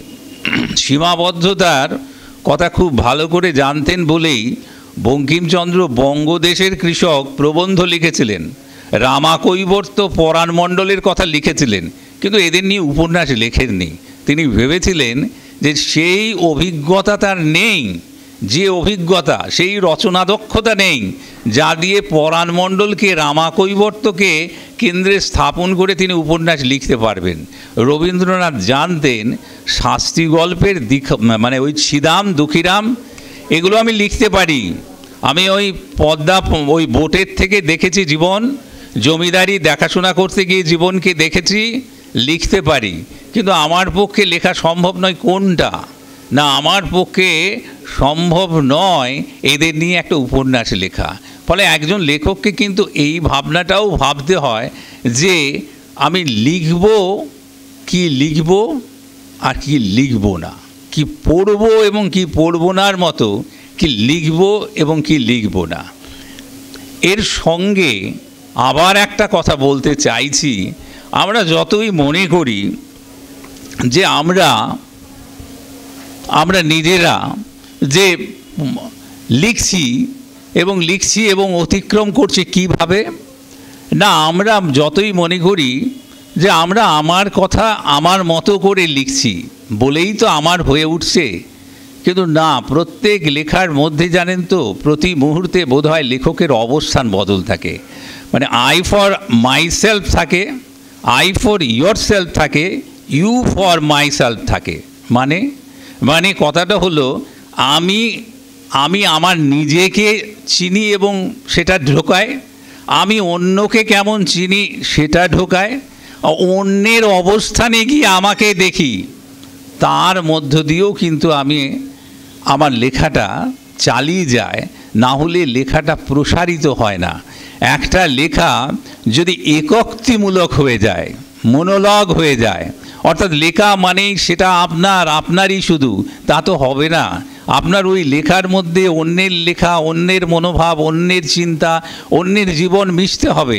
যদি না মেশে তাহলে পাঠক আপনার লেখা পড়বে কেন? আপনার আত্মগত সংলাপ কোনো পাঠক পড়তে চায় না, স্বগতোক্তি কেউ পড়তে চায় না। আপনার লেখা পড়তে চাইছে এই কারণেই যাতে আপনার লেখার মধ্যে পাঠক নিজেকে খুঁজে পায়। ফলে আপনাকে লিখুন, আপনাকে অতিক্রম করুন, না হলে কিন্তু সেই লেখা কখনো গ্রহণযোগ্য হয় না। এরপরে আমি কিন্তু তা বলে কি লেখার কোনো নিয়ম আছে নাকি? আমি তো মনে করি লেখার কোনো গণিত নেই, কিন্তু লেখার গণিত নেই বলেও আমার একটা বলতে ইচ্ছে করছে যে কিছুদিন আগেই পড়েছি, বহুদিন আগেই নয়, একজন রুশ ফর্মালিস্ট মিখাইল পেট্রভস্কি, আমার উচ্চারণ করতে আমি পারবো না, তিনি বলছেন যে কোনো গল্প বলতে তিনি ছোট গল্পকেই মূলত বলতে চাইছেন, যে প্রথমে যে কোনো গল্পর একটা ডিসপজিশন আছে। ডিসপজিশন বলতে তিনি বলছেন যে জীবনে তো কত ঘটনা ঘটে, কত দেখেন, কিন্তু সব কিছুই তো লেখেন না। প্রথমে একটা তার নির্বাচন করতে হয়, এবং নির্বাচনের পর নির্বাচন করলেই হয় না, আপনি কেমন করে লিখবেন সেটা আসতে হয়। যেটা কেমন করে লিখছেন সেটাকে বলছে কম্পোজিশন, বিন্যাস, যে আপনি কেমন করে লিখবেন সেটাকে তো সাজিয়ে গুছিয়ে লিখবেন। এরপরে চলে এসছেন তিনি কম্পোজিশনে কিছু কোথায় থাকবেন, কম্পোজিশনে বলছেন যে প্রত্যেক লেখারই কিন্তু একটা এক্সপজিশন আছে, মানে প্রত্যেক লেখার একটা শুরু আছে।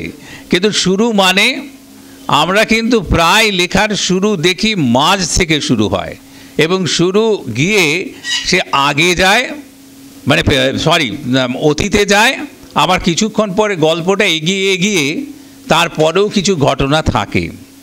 একটা গল্পের উদাহরণ দিয়েছেন তিনি মপাসা থেকে, এবং মপাসা থেকে উদাহরণ দিয়ে দেখিয়েছেন একজন মার্টিন, লেডি মার্টিন একজন মহিলা, এবং মার্টিন আর লেভেস্ক এই দুজন সমুদ্র তীরে খুবই সুখে শান্তিতে বসবাস করছে। হঠাৎ এইটা গল্পের শুরু, হঠাৎ এতে দেখা গেল যে লেভেক্স বাড়িতে নেই, কিন্তু একজন মানুষ তাদের বাড়ির সামনে দিয়ে একদিন এলেন, দুদিন এলেন, 3 দিন এলেন, এবং এই যখন বারবার এটার মধ্যেই কিন্তু গল্পের মধ্যে রহস্য সঞ্চারিত হলো, কেন আসছেন। এরপরেই পাঠককে জানানো হলো যে আসলে যাকে বিয়ে করেছেন লেভেক্স, মার্টিনকে, মিসেস মার্টিন, তিনি কিন্তু মিস্টার মার্টিন হলো এই লোকটি জাহাজডুবিতে মারা গিয়েছিল, এটাই লোকে মনে করেছিল, কিন্তু জাহাজডুবিতে সে মারা যায়নি, সে এতদিন পরে ফিরে এসেছে। গল্পের ক্রাইসিস তৈরি হলো। ক্রাইসিস তৈরি হবার পর এখান থেকে মুক্তি কোথায় হবে? মুক্তি হওয়ার জন্য বলছে যে তারা তখন একজন ধর্মযাজকের কাছে দুজন ঘোড়ায় চেপে যেতে আরম্ভ করলো, ওই 2 ব্যক্তি, মেয়েটি নয়। যেতে যেতেই একটা পানশালা পেল, পানশালাতে নামলো। নামার সময় পানশালার মালিক দেখেই মিস্টার মার্টিনকে চিনতে পারলো, বললো আরে মার্টিন না? এবং তখন মার্টিন বলল হ্যাঁ। গল্পটা কিন্তু শেষ হয়ে গেল। এই যে গল্পটা শেষ হলো, কিন্তু আমরা কি জানতে পারলামই না তো কি ঘটলো না তারপরে। কিন্তু উনি বলছেন যে প্রত্যেক গল্পের এইভাবে একটা বৃহত্তর পরিপ্রেক্ষিত থেকে নিয়ে এসে একটা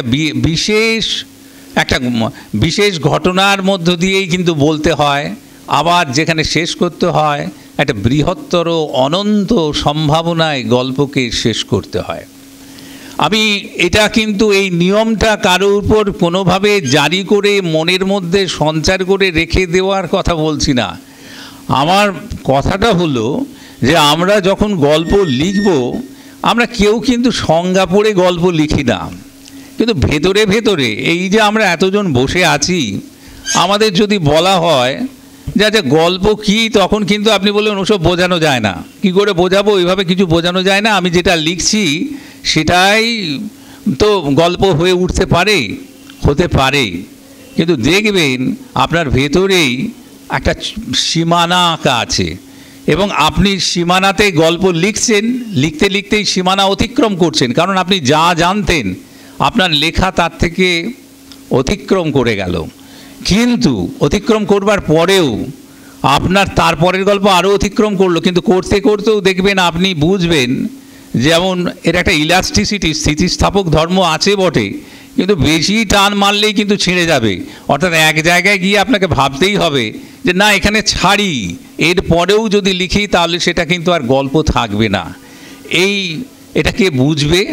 এটা কেউ বুঝবে না, যিনি লিখছেন তিনিই বুঝতে পারেন, এবং তার পক্ষেই বোঝা সম্ভব।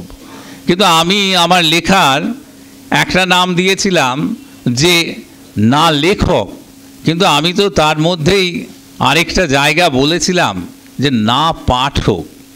এবং এই না পাঠক বলবার কারণটা আপনাকে বলেছি, আমি যখন দেখি সাহিত্যের পাঠক, এক ধরনের পাঠক আছে যারা শিক্ষার্থী এবং অধ্যাপক। এই শিক্ষার্থী এবং অধ্যাপক মানে পড়েন, কিন্তু একটু পিছিয়ে পড়েন মানে একটু, আমি কিন্তু ওই বিজ্ঞাপনী ধার করেই বলেছি, কিন্তু বলেছি অন্যভাবে, এরা পড়েন বটে কিন্তু পিছিয়ে পড়েন, মানে এরা সমকালের গল্প উপন্যাস পড়েন না। এরা সব সময় আগে সেই লেখকের মানে অনেকটা দূর অতিক্রম করতে হয় তবেই পড়েন, ফলে এরা সমকালের সঙ্গে পরিচিত খুব কম থাকেন।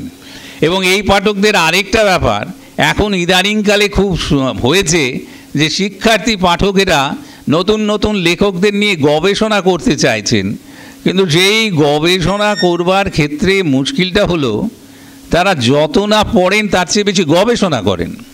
অর্থাৎ তারা কিন্তু কখনোই পাঠক হলেন না, তারা প্রথমেই গবেষক হয়ে গেলেন। কিন্তু যদি পাঠকই হলেন না, শুধু গবেষক হলেন, তাহলে তো সাহিত্যিকের কি এতে মন ভরে?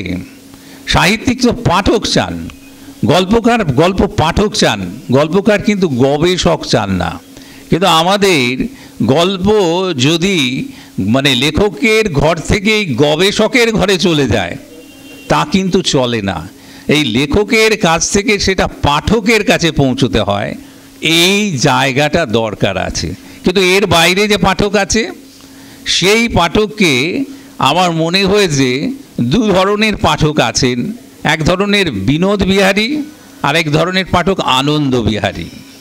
বিনোদ বিহারী পাঠক কিন্তু মনোরঞ্জন চান, তিনি কিন্তু মনোরঞ্জন চান লেখার মধ্য দিয়ে, তাকেই আমি বলতে চাইছি বিনোদ বিহারী পাঠক।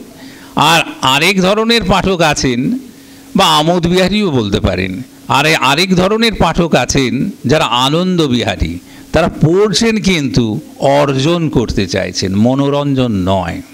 যিনি অর্জন করতে চাইছেন, আসলে আমরা যখন একটা অভিজ্ঞতা বলছি, আমি লেখার মধ্য দিয়ে অভিজ্ঞতা দিচ্ছি, সেই অভিজ্ঞতাকে আরেকজন পাঠক যদি অর্জন করতে পারেন তার নিজের পরিস্থিতি অনুযায়ী, তবেই তো সেটা পড়া। তাহলে কি প্রতিদিন এই পাঠক মানে গল্পকার কি শুধু অনাগত পাঠকের জন্য অপেক্ষা করে থাকবেন? আমাদের মনে হয় তা নয়।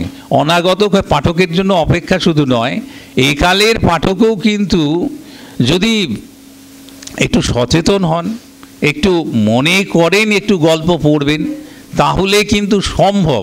আসলে কি আমার মাঝে মাঝে মনে হয় যে এও কি হয়ে যাচ্ছে না, কবিরা কবিতা পড়েন আর কবিরাই কবিতা শোনেন, আর তার বাইরে কবিদের কেউ নেই। মানে তিনি লেখক বা তিনিই কবি আর তিনিই পাঠক, তিনিই গল্পকার, তিনিই পাঠক। আমরা কি এরকম প্রান্তিক হয়ে যাচ্ছি নাকি? আমাদের কি এর বাইরে কি আমরা একটা পাঠক পাচ্ছি কি পাচ্ছি না? আমাদের কি পাঠকের এইভাবে ক্রম হ্রাসমান? আমরা কিন্তু সবই বলি দেখো বাড়ছে দেখো, আর এখানেই কিন্তু ওই দেখো আমি বাড়ছি মামি, সেই যেন বিজ্ঞাপন এখানে খাটছে না, ক্রমশ কমে যাচ্ছে। কিন্তু আমি এর পরেও বলছি, তার মানে কি এই কথা ভেবে আর এই কথা জেনে একজন লেখক কি তার লেখা থামিয়ে দেবে? আমি তো মনে করি না, কখনো না। পাঠক কিন্তু আছে, পাঠক কিন্তু মানে পাঠককে কিন্তু সন্ধান করলেই পাওয়া যাবে তা নয়, কিন্তু নীরবে নিভৃতে পাঠকও কিন্তু লেখা পড়েন এবং লেখা উদ্ধার করেন। এখানেও একবার একটা অন্য গল্প বলবো, যে গল্পটা কিন্তু গল্প নয়, আসলে এটা কিন্তু একটা তত্ত্ব নিয়ে বলা হয়েছিল এবং সেখানে পরিপ্রেক্ষিত ছিল আলাদা। আমি সেটাকেই অন্যভাবে বলছি। একজন তাত্ত্বিক বোঝাতে চেয়েছেন যে আমরা যখন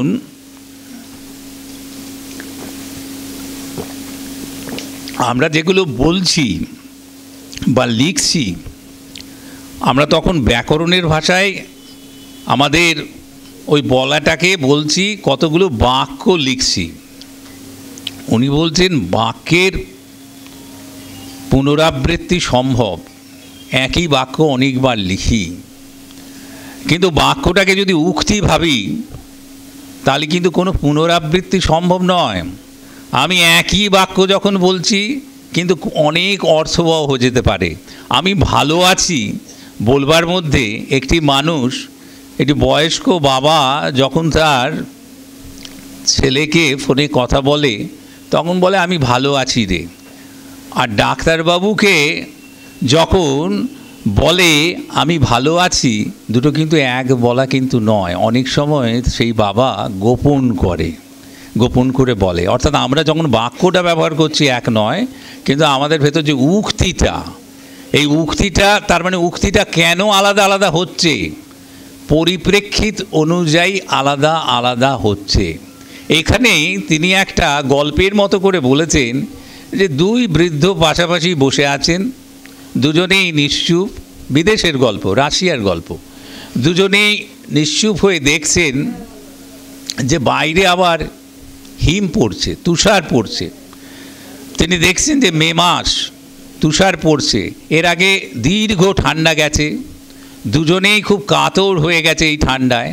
তখন একজন বৃদ্ধ উচ্চারণ করেছেন সো, মানে এটাকে আপনি বলতে পারেন এই রকম, এবং তার বলবার মধ্যে কিন্তু একটা ঘৃণা, একটা বিদ্বেষ, একটা হতাশা আছে। এবং এই ব্যাপারটা, এই কথাটার মানে কি দাঁড়ালো আমরা যদি না বুঝতে পারি, কিন্তু পাশের বৃদ্ধটি ঠিক বুঝতে পারলো এরপরও এতদিন শীত থাকবে, প্রলম্বিত হবে, আমাদের জীবন কি আরও এরকম দুঃসহই থাকবে। উনি বুঝতে পারলেন এই কারণেই উনি যে কনটেক্সটে বলেছিলেন, আর বৃদ্ধ মানুষটি আরেকটি মানুষও সেই কনটেক্সটে আছে, সেই পরিপ্রেক্ষিতে আছে। আমি কথাটা বলতে চাই এই যে একজন লেখক যিনি লিখছেন, সেই লেখাটার মধ্যে তিনি লিখেছেন, কিন্তু একজন পাঠক ওই প্রত্যেকটা শব্দ, প্রত্যেকটা বাক্যের মধ্য দিয়ে যদি মনে করেন যে ওই পরিপ্রেক্ষিতের মধ্যে তিনিও যেতে পারেন, অর্থাৎ তিনি যদি সেই রকম ভাবেন যে এই লেখাটার মধ্যে আমাকেই আমি খুঁজে পেলাম। সব লেখার মধ্যে সব পাঠক নিজেকে খুঁজে পায় না, কিন্তু যখন পায়, যখন এই মেলবন্ধন ঘটে, তখন কিন্তু লেখককেও খুঁজতে হয় না পাঠক, আর পাঠক লেখা পড়েই বুঝতে পারে এ আমার লেখা। এই বন্ধনটা খুব সহজে হয় না। কিন্তু এতগুলো কথা বলবার পরে আমার শেষ কথাটা বলতে চাইছি আবার একটা না লেখা গল্প দিয়ে, আমার নয়, আমি একজন লেখকের না লেখা গল্প দিয়ে বলতে চাইছি। এই কারণেই যে গল্প শুরুই করেছিলাম এই বলে যে সময়ের অনুবাদ করে, যে কোনো গল্পের মধ্যেই তাকে সময়ের অনুবাদ। একটা গল্প একজন লেখার চেষ্টা করেছিল। সে গল্পটা ছিল এইরকম, একজন মধ্যবয়স্ক মানুষ, সে তার অল্প বয়স, তার যখন ছেলের অল্প বয়স ছিল, স্কুলে পড়তো, তখন সেই স্কুলের ছেলেটিকে মনোরঞ্জন করবার জন্য প্রতিদিন একরকম সাজত। কোনো দিন দুধওয়ালা সেজেছে, কোনো দিন সে খবরের কাগজ বিক্রি করে, কোনো দিন ফুচকাওয়ালা সেজেছে নয়, তার অঙ্গভঙ্গি করে তার মনোরঞ্জন করত। অনেকটা সময় কেটে গেছে, ছেলে বড় হয়ে গেছে। এই দিকে ওই ব্যক্তি মনে মনে প্রতিদিন কোনো না কোনো আরেক ব্যক্তি হয়ে উঠতে চায়। ইদানিং খুব সহজেই বহুরূপী বলে একটি সিনেমা হয়েছে, হয়তো বহুরূপী বলতে পারেন, মনের দিক দিয়ে বারে বারে রূপ বদল করেন। এটা নিয়ে তার স্ত্রী, তার ছেলে এখন বড় হয়েছে, খুব মজা পায় এবং প্রতিদিন বলে আজ তুমি কি হয়েছিলে, না বললো আজকে আমি বাসের টিকিট কাটছিলাম। বলে আজ তুমি কি হয়েছে, না প্রত্যেক দিন আলাদা আলাদা রূপে সে বলে। কিন্তু এই রূপে বলবার সময় বলতে বলতে একদিন সেই পূর্ণবয়স্ক ছেলেটি তার বাবাকে বলে যে বাবা, তোমার এই হয়ে ওঠার মধ্যেও কিন্তু একটা ফাঁক আছে, একটা ফাঁকি আছে।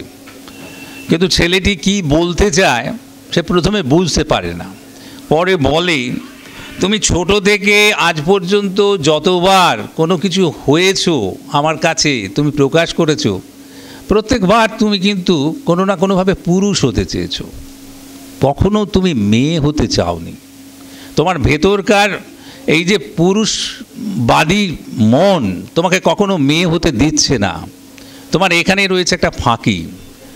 এবং এই ব্যাপারটি যখন ওর বাবা শোনে, তখন শোনবার পরে সে বোঝে যে সে ধরেছে বটে, কিন্তু গোটাটা ধরতে পারেনি। এবং তখন তার মনে পড়ে সে একসময় তার স্ত্রীকে বলেছিল যে ভারত নামক দেশটা, মানচিত্রটা দেখতে অনেকটা যোনির মতো। এবং তার স্ত্রী কিন্তু খুব চমকে উঠেছিল যে একটা দেশের মানচিত্র তাকে যোনির মতো মনে করছো। বলে এর মধ্যে কোনো অশ্লীলতা নেই, তুমি বুঝছো না, আমাদের প্রত্যেকেরই তো জনি থেকেই জন্ম হয়েছে, ফলে আমি যদি আমার দেশকে জনির মতো ভাবি ক্ষতি কি? কিন্তু আজকে এটাই তার ভয়ের কারণ, কেননা তার মনে হয়েছে যে আমি কখনো স্বপ্নেও কোনো নারী হতে পারছি না, কারণ 6 থেকে 86 সবারই তো ধর্ষিত হওয়ার ভয় আছে। গল্পটি যদি এখানেই শেষ হয়ে যায় এরকম একটা সম্ভাবনার জায়গায়, তাহলে কি বলা যায় না যে এই গল্পের মধ্যেও আসলে সময়কে অনুবাদ করা হয়েছে? আপনারা গল্প লিখুন, গল্প পড়ুন, সময়ের অনুবাদ করে চলুন, আমার এই প্রত্যাশা। এবার আমি শ্রী সুকান্ত গঙ্গোপাধ্যায়কে একটু ডেকে নেব। সুকান্ত গঙ্গোপাধ্যায়, গল্পটি আলোচনা করার জন্য আমি অধ্যাপক বিশ্বজিৎ দাকে অনুরোধ করছি, উনি একটু গল্পটি আলোচনা করবেন।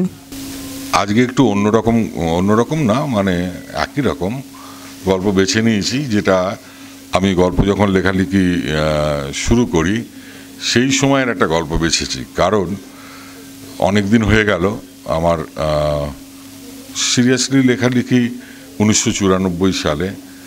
তো তারপরে আমি নিজে কতটা বদলেছি, আমার গল্প কীরকম বদলে গেছে, বা আমি এতদিন কেন গল্প লিখে চলেছি, এসব বোঝার জন্যে আমি একদিন এই গল্পটা পড়ছিলাম নিজেই। তারপর মনে হলো, যখন আমাকে বলা হলো এখান থেকে গল্প পড়তে হবে, তাই আমি আমার একটা প্রথম দিককার গল্প পড়ছি।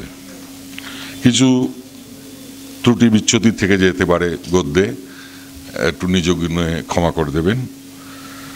গল্পটার নাম হচ্ছে জার্মানি যাচ্ছি না। বলুন তো এটা কোন যুদ্ধের ছবি? মেঘা একটা বিদেশি পত্রিকার পাতাজোড়া যুদ্ধের ছবি দেখেই জিজ্ঞেস করলো।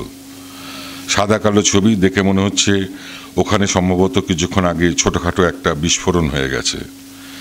আশেপাশে টাটকা মৃতদেহ পড়ে আছে এবং যথারীতি একটা শিশু পিচ রাস্তায় বসে বেভুল কেঁদে যাচ্ছে।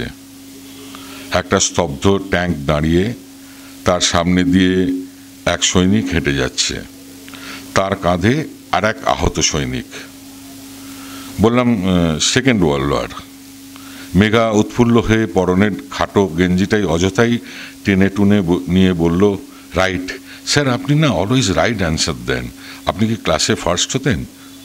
না। আচ্ছা স্যার, থার্ড ওয়ার্ল্ড ওয়ার কি আর কোনোদিন হবে না? আমার না যুদ্ধের ছবি দেখলে ভীষণ থ্রিলিং হয়। আমি ঠিক করেছি বড় হয়ে ফটোগ্রাফার হব, থার্ড ওয়ার্ল্ড ওয়ারের ছবি তুলব। কত রিস্ক নিয়ে ফটোগ্রাফাররা যুদ্ধের ছবি তুলে বলুন, একদম স্পটে চলে যায়। কি এক্সাইটিং লাইফ। আচ্ছা সে হবে কোন। এখন বলো তো দ্বিতীয় বিশ্বযুদ্ধ কোন কোন দেশের মধ্যে শুরু হয়? সে বলছে আগে বলুন থার্ড ওয়ার্ল্ড ওয়ার কবে শুরু হবে, নাকি হবেই না? আমি পাপাকে এবারে বার্থডেতে এসএলআর ক্যামেরা প্রেজেন্ট করতে বলেছি, এখন থেকে প্র্যাকটিস করব। এই সব তৃতীয় বিশ্বযুদ্ধের অপেক্ষারত ছাত্রছাত্রীদের নিয়ে আমার দিন শুরু হয়। মাথা গরম হয়ে যায়। কালী পুজোর দিন এরা পাটকাঠি বেঁধে কালী পটকা ফাটায়। তৃতীয় বিশ্বযুদ্ধ, মাথা গরম করলে চলবে না। দিনের প্রথম টিউশানি, যথেষ্ট মাল্লুদার পার্টি। অতএব নিজেকে সংযত করে গলা নামিয়ে বললাম, যুদ্ধ কি ভালো মেঘা? দেশের কত ক্ষতি হয়, মানুষের কত ক্ষতি হয়, কত প্রিয়জন মরে যায়। তবু স্যার এই লাইফটাও ভীষণ বোরিং। পড়াশুনো করো, কেরিয়ার করো, চাকরি করো, নয়তো বিয়ে করো, আর বিয়ের পর বাকিটা বলল না মেঘা। ক্লাস 6-এ পড়ে, এত কিছু বুঝে গেছে নাকি কেউ পাখি পড়া পড়িয়েছে? বুঝতে পারছি মেঘার মধ্যে একটা যুদ্ধ শুরু হয়ে গেছে। এমন সময় কলিং বেল, যেন 7টা পাখি ডেকে উঠলে একসঙ্গে। মেঘা উঠে গেল দরজা খুলতে। ঘড়ি দেখলাম 8টা, তার মানে আরও আধ ঘন্টা পরে টিউশানি সরকার পাড়ায় 9টায়। মেঘা ফিরে এলো, স্যার বাইরে আপনাকে একজন ডাকছেন। আমাকে? অবাক হলাম। কে এলো? নিশ্চয়ই জরুরি কোনো দরকার, নইলে টিউশন বাড়িতে কেউ আসে?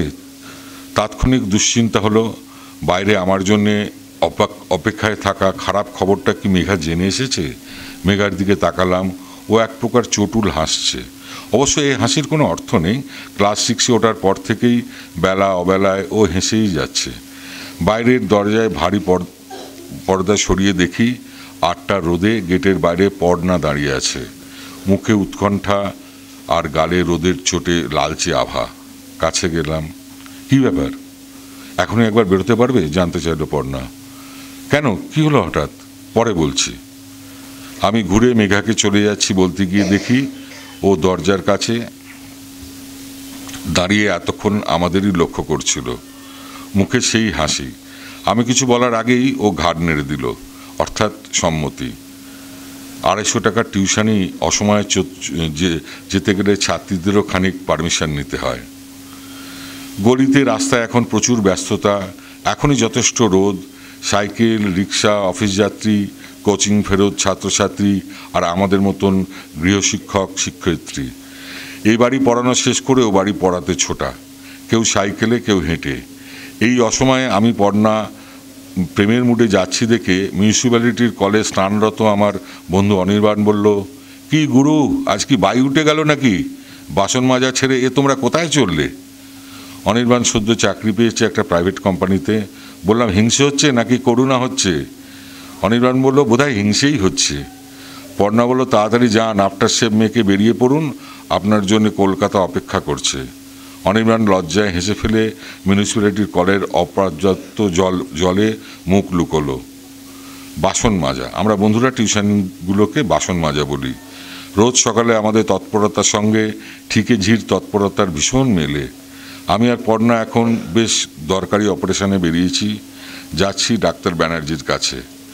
পর্ণা খবর নিয়েছে অবকাশ সংস্থা নাকি ওদের বার্ষিক অনুষ্ঠানে সুমনের গানের পর হুইল চেয়ার দেবে। প্রকৃতির দরকার এমন প্রতিবন্ধী বাচ্চা সেই চেয়ার পাবে। ডাক্তার ব্যানার্জির ওপর সেই যথাযথ প্রতিবন্ধী বাছার দায়িত্ব পড়েছে। পর্ণার ভাই মল্লার প্রতিবন্ধী, হুইল চেয়ার আমাদের চাই।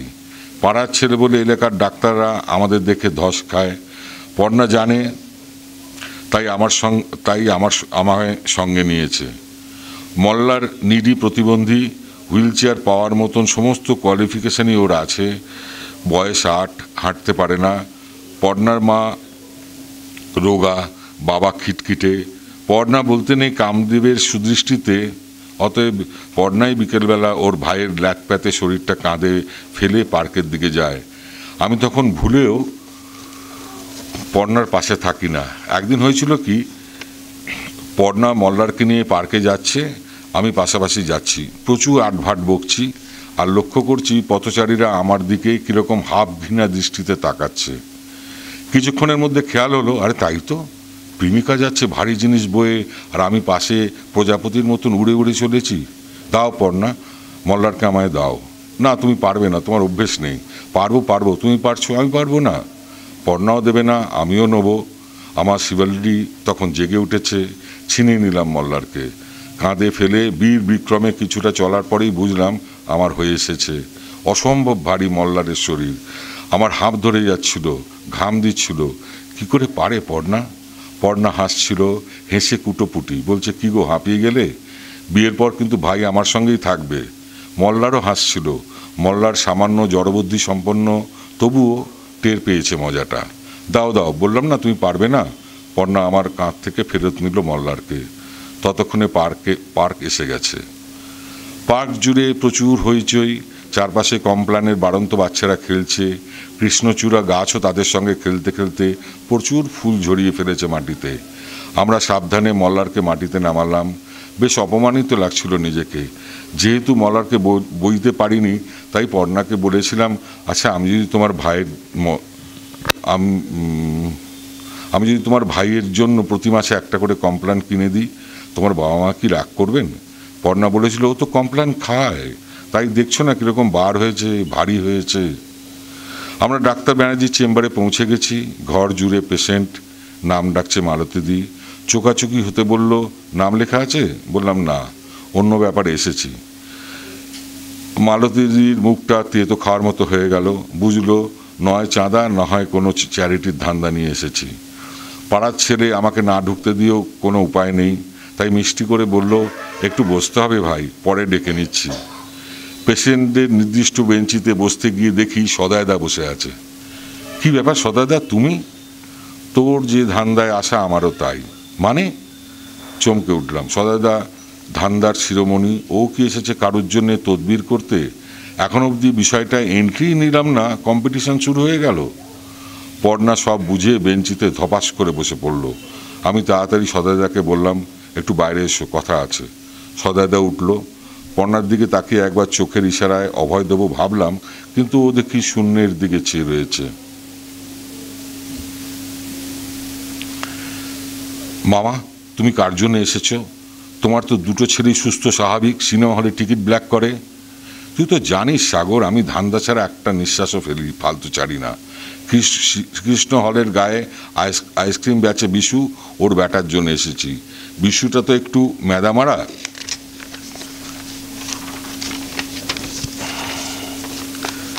তাই ওর বউ আঁচলের খুঁট থেকে 100 টাকা বার করে আমাকে দিয়ে বলল, দাদা আপনি চালাক চতুর লোক, আপনি একটা চেষ্টা করে দেখুন না যদি হুইল চেয়ারটা পাওয়া যায়। বোনের জন্য এটুকু আপনাকে করতেই হবে। এমনভাবে বলল, কথাটা ফেলতে পারলাম না। কিন্তু সদয়দা, আমারও তো চেয়ারটা চাই, বুঝতেই পারছো, ম্যাটার অফ প্রেস্টিজ। আর তাছাড়া ওর ভাইয়ের সত্যিই খুব দরকার, বড় হয়ে যাচ্ছে, কাঁহাতক কোলে নিয়ে ঘোরা যায়। সবই তো বুঝলাম, কিন্তু টাকাটা তো গিলে নিয়েছি। একবার টাকা নিয়ে টাকা ফেরত দেওয়ার মতো বাজার এখন আমার আসেনি। চল না দুজনেই চেষ্টা করি, দেখা যাক কে জেতে। কম্পিটিশন না থাকলে কারবারে মজাই আসে না। মামা, তোমার সঙ্গে কম্পিটিশান? তোমাকে এখানে দেখি আমি হেরে বসে আছি।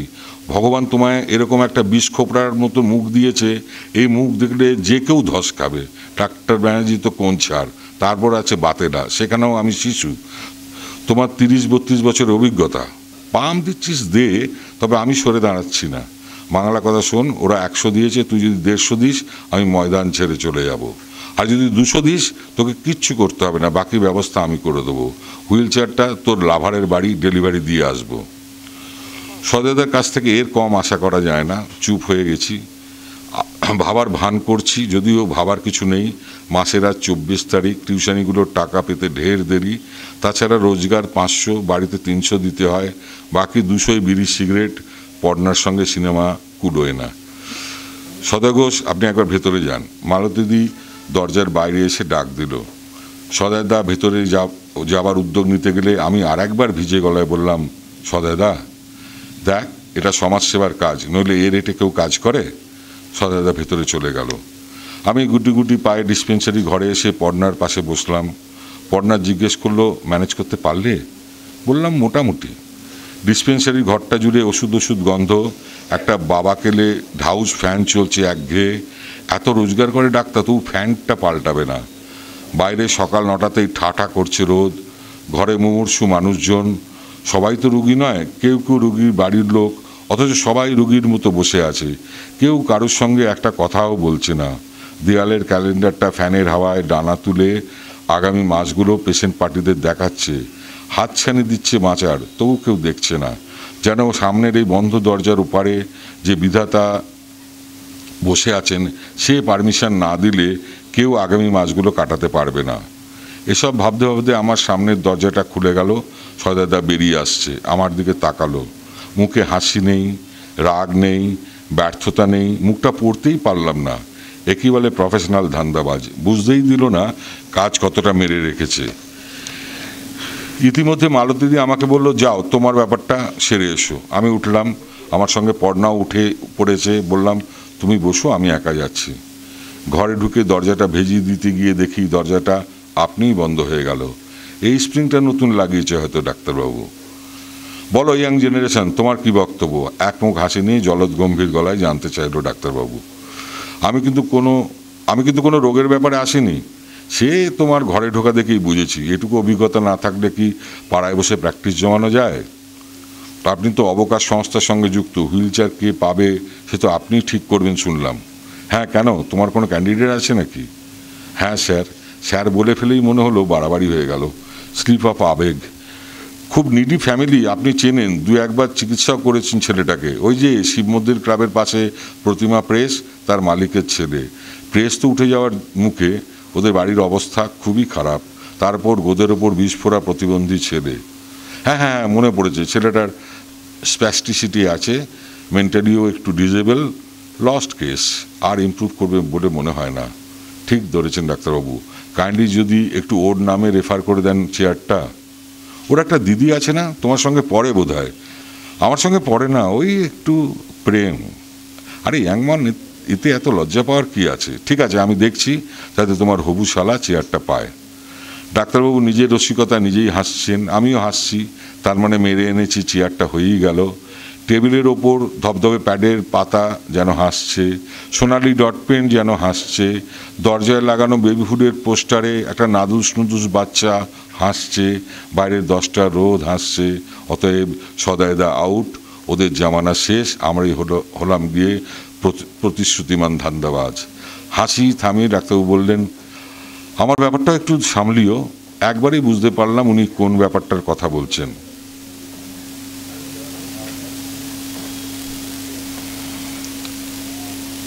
ওর একটা বৌদি কেস মার্কেটে খুব ফেটে আছে, তবু ন্যাকার মতো জিজ্ঞেস করলাম কোন ব্যাপারটা? ওই যে আমার নামে যে স্ক্যান্ডেলটা ক্রিয়েট করা হয়েছে না, ও ওই ব্যাপারটা? আরে ওসব নিয়ে আপনাকে ভাবতে হবে না, ও আমরা সব ইরেজ করে দেবো। আমাদের ক্লাব ঘরে গিয়ে আপনি মাসখানেক বিনা পয়সায় রোগী দেখুন না, আপনিই সব সাইজ হয়ে যাবে।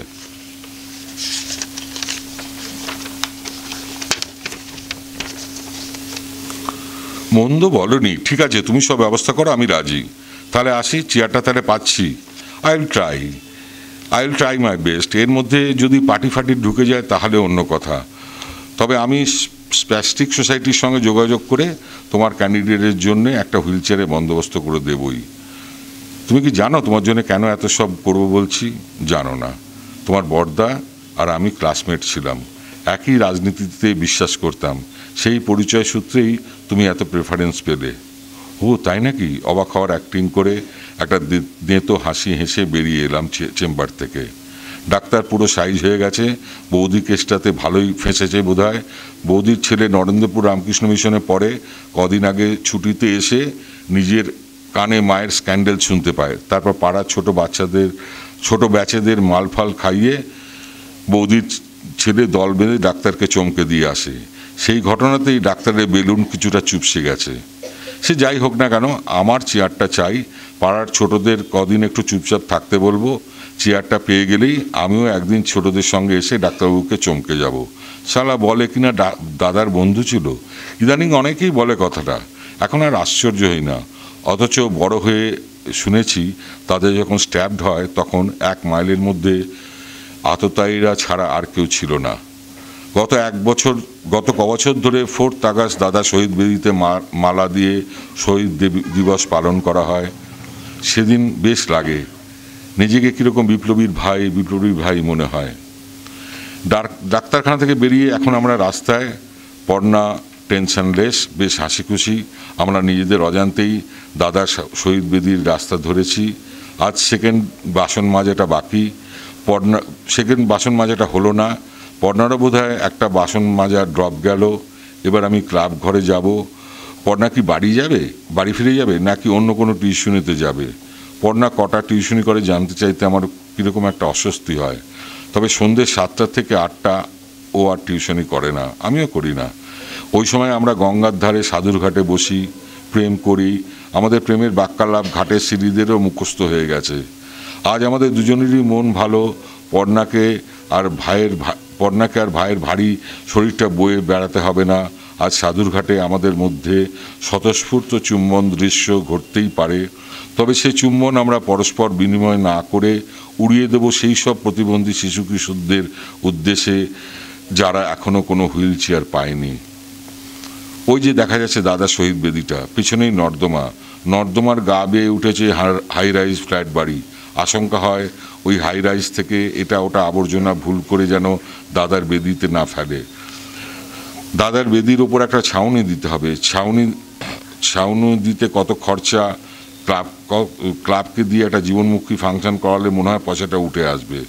বেদির পাশ দিয়ে যাওয়ার সময় আমি কিন্তু দাদাকে কোনো ধন্যবাদ দিলাম না, কেননা আমি এখনও স্পষ্ট বুঝতে পারছি না হুইল চেয়ারটা দাদার রেফারেন্সে হলো নাকি ডাক্তারবাবু সেই মহিলা কেসটার জন্যে হলো। 2, করতালির মধ্যে অনুষ্ঠানের শেষ জীবনমুখী দুঃখের গানটা লুকিয়ে গেল। এরপর হুইলচেয়ার সেলাই মেশিন দেওয়ার পালা। মেঘাও অনুষ্ঠানে এসেছে, হাতে দামি ক্যামেরা, ফটাফট ছবি তুলছে অনুষ্ঠানের। কি অনায়াসে অপারেটিং করছে ওইটুকু বাচ্চা মেয়ে। আমাদের ঘরে মেয়েদের ওই ক্যামেরা দিলে ভেবেই বিয়ের বয়স পার করে দেবে।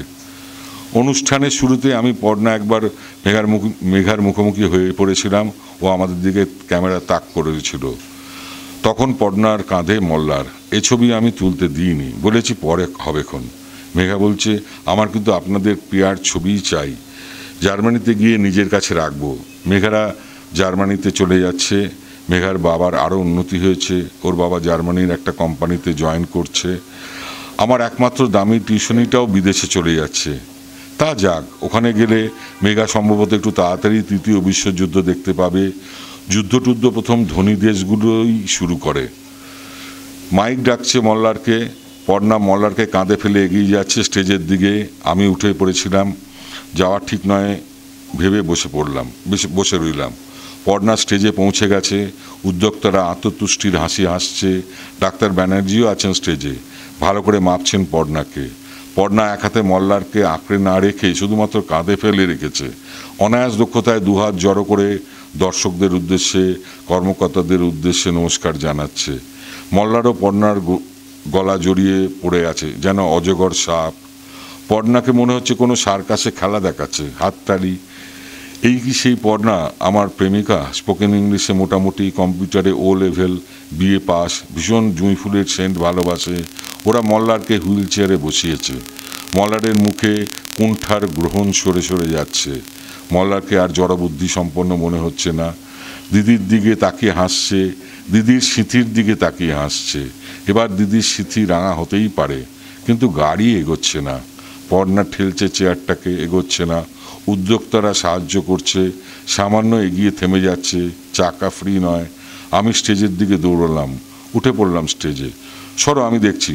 ঠেলে ঠুলে কোনো ক্রমে স্টেজ থেকে বার করলাম চেয়ারটাকে। হাততালি। স্টেজের বাইরে এসে পর্ণাকে বললাম, তুমি মল্লারকে ততক্ষণ করে নাও, আমি চেয়ারটা চালিয়ে রাস্তায় নিয়ে যাই। আমরা এখন রাস্তাতে চেয়ারটা আর চলতে চাইছে না। সামনের ছোট চাকা দুটো একদম ফ্রি নয়। পুরনো মাল রং করে চালিয়ে দিল নাকি? আমি পর্ণা দুজনেই ঠেলছি চেয়ারটাকে। চেয়ারে বসে মল্লারও চোখ মুখ কুঁচকে চেয়ারে হাতল ধরে খানিক এগোনোর চেষ্টা করছে। বেচারা তো জানে না শূন্য থেকে বাতাস ধরার চেষ্টা করছে। একটু এগোয় তো ফের দাঁড়িয়ে যায়। শো ভেঙেছে। আশপাশ দিয়ে জনগণ আমাদের দেখতে দেখতে এগিয়ে যাচ্ছে। এই চেয়ার ঠেলার অনুষ্ঠানটা অনুষ্ঠান সূচিতে ছিল না। আমরা জিটি রোডে এসে পড়েছি।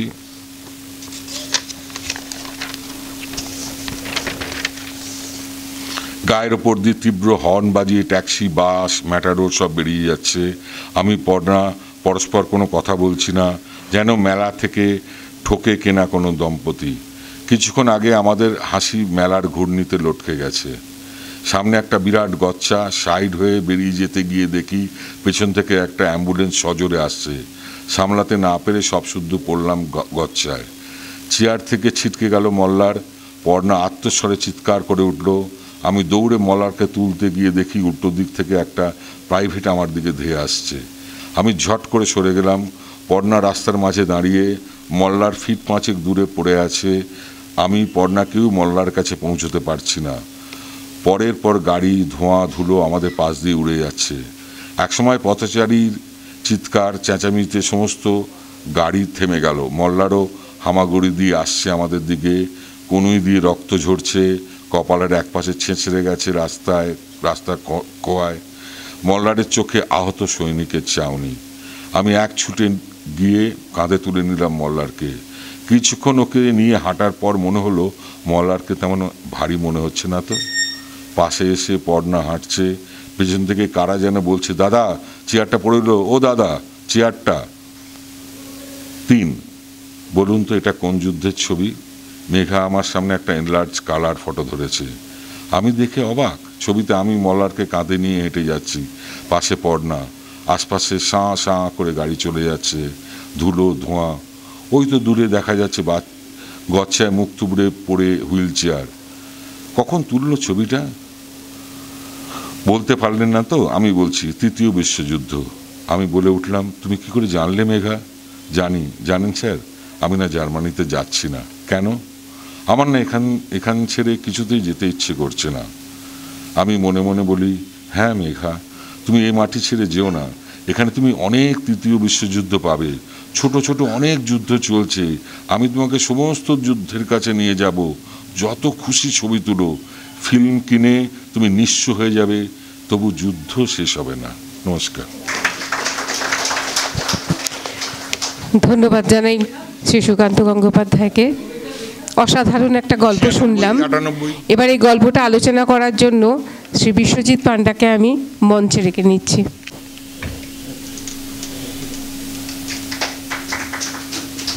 একটু আগে অলোকবাবু বলছিলেন গল্পকার তার গল্পে সময়ের অনুবাদ করেন, সময়কে ধারণ করে থাকেন। সুকান্তদা বলছিলেন তার যখন তিনি গল্প লেখা শুরু করেছেন, প্রথম দিকের লেখা, আমরা গল্পটা পড়তে পড়তেও বুঝতে পেরেছিলাম কিছু কারণে যে এই গল্পটা এই সময় লেখা নয়। তার প্রেমিকা যে দেখা করতে এসছে, মোবাইলে ফোন করতে পারতো, সেটা করেনি। বা একদম শেষ লাইনে ফিল্ম, এখন তার ফিল্ম লাগে না এসএলআর ক্যামেরাতে। তো যাই হোক, কিন্তু খুব ইন্টারেস্টিং যেটা, সময়কে লেখক অনুবাদ করেন ঠিকই, তাহলে আমি এই সময় কেন পড়বো? আজ থেকে 30 বছর আগের লেখা। আসলে ওই সময়কেও ছাড়িয়ে যায়।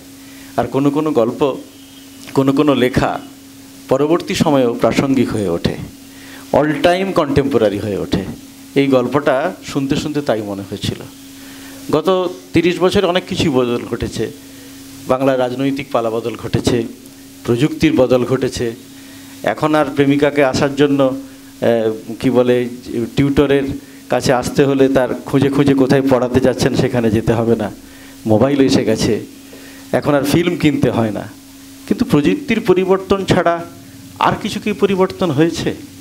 গল্প শুরু হয়েছিল, একদম শুরুতে দেখছি যে একজন আহত অসুস্থ সৈন্যকে নিয়ে কাঁধে নিয়ে যাচ্ছেন, আর গল্পের শেষে অন্য এক সৈন্যের কথা বলা হয়েছে, যে প্রতিবন্ধী যুবকটিকে কাঁধে নিয়ে লেখককে বা সাগরকে যেতে হয়, প্রোটাগনিস্টকে যেতে হয়। শেষ মুহূর্তে যখন দেখা গেল তার অ্যাক্সিডেন্ট হলো, পড়ে গেল, তার চোখে মুখে সেই আহত সৈনিকের কথা বলা হয়েছিল। তার চোখে মনে হচ্ছে যেন আহত সৈনিকের দৃষ্টি। আসলে তৃতীয় বিশ্বের যে মানুষ আমরা যারা আছি, অপেক্ষাকৃত গরিব দেশের মানুষ, আমরা প্রতি মুহূর্তে প্রতিদিন আমরা যুদ্ধ করছি, প্রতিদিন যুদ্ধ করছি। তৃতীয় বিশ্বযুদ্ধ অনেক বছর আগে শুরু হয়ে গেছে।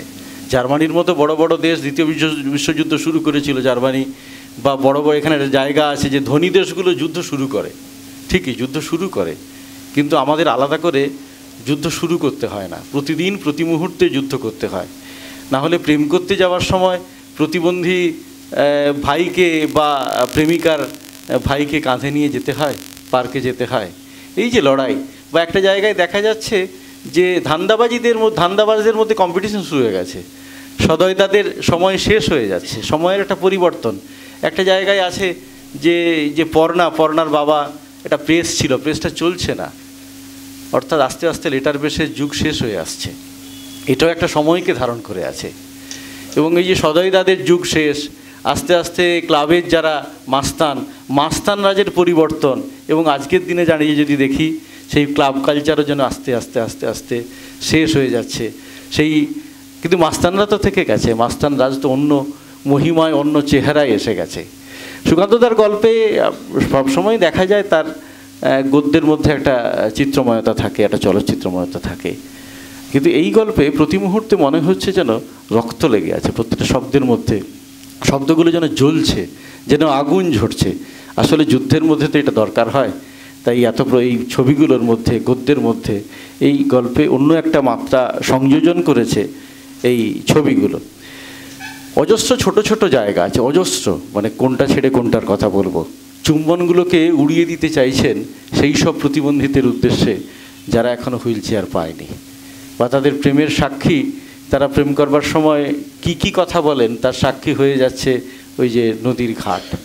যে কালী পটকা ফাটানোর সময় পাটকাঠির সাহায্য নেয়, সে তৃতীয় বিশ্বযুদ্ধে গিয়ে ছবি তুলবে। এরকম সূক্ষ্ম সূক্ষ্ম কাজ এই গল্পে অন্য একটি মাত্রা দান করেছে এবং শুরু এবং শেষের কথা বলছিলাম, এবং যে সময়ের অনুবাদ করলেও, সময়কে ধারণ করলেও আজকেও আমরা কতটা প্রাসঙ্গিক। এখনও তো আমরা হাত বাড়াই, যে ডোল রাজনীতির কথা বলা হয় অন্য অন্য রূপে এসে গেছে। তখনও দেখা যাচ্ছিল যে প্রেমিককে ছটফট করছেন কিভাবে প্রেমিকার হাতে একটা হুইল চেয়ার তুলে দেবেন। আসলে সময়ের পরিবর্তন হয়েছে ঠিকই, কিন্তু যেটা শুরু করছিলাম বলেছিলাম প্রযুক্তির পরিবর্তন হয়ে গেছে, একইভাবে থেকে গেছে। এটা লেখকের মুনশিয়ানা, তিনি আজকের দিনেও এই গল্পটাকে প্রাসঙ্গিক করে তুলতে পেরেছেন, এবং আমার ধারণা আগামী দিনেও আরও 20-25 বছর পরেও এই গল্পের প্রাসঙ্গিকতা থেমে থাকবে না। যে সময় পর্বে রচিত সেই সময়ের মধ্যে আটকে থাকবে না। তার জন্য আমি আবারও লেখককে আমার কৃতজ্ঞতা এবং ধন্যবাদ জানাচ্ছি। ধন্যবাদ আটচালাকে।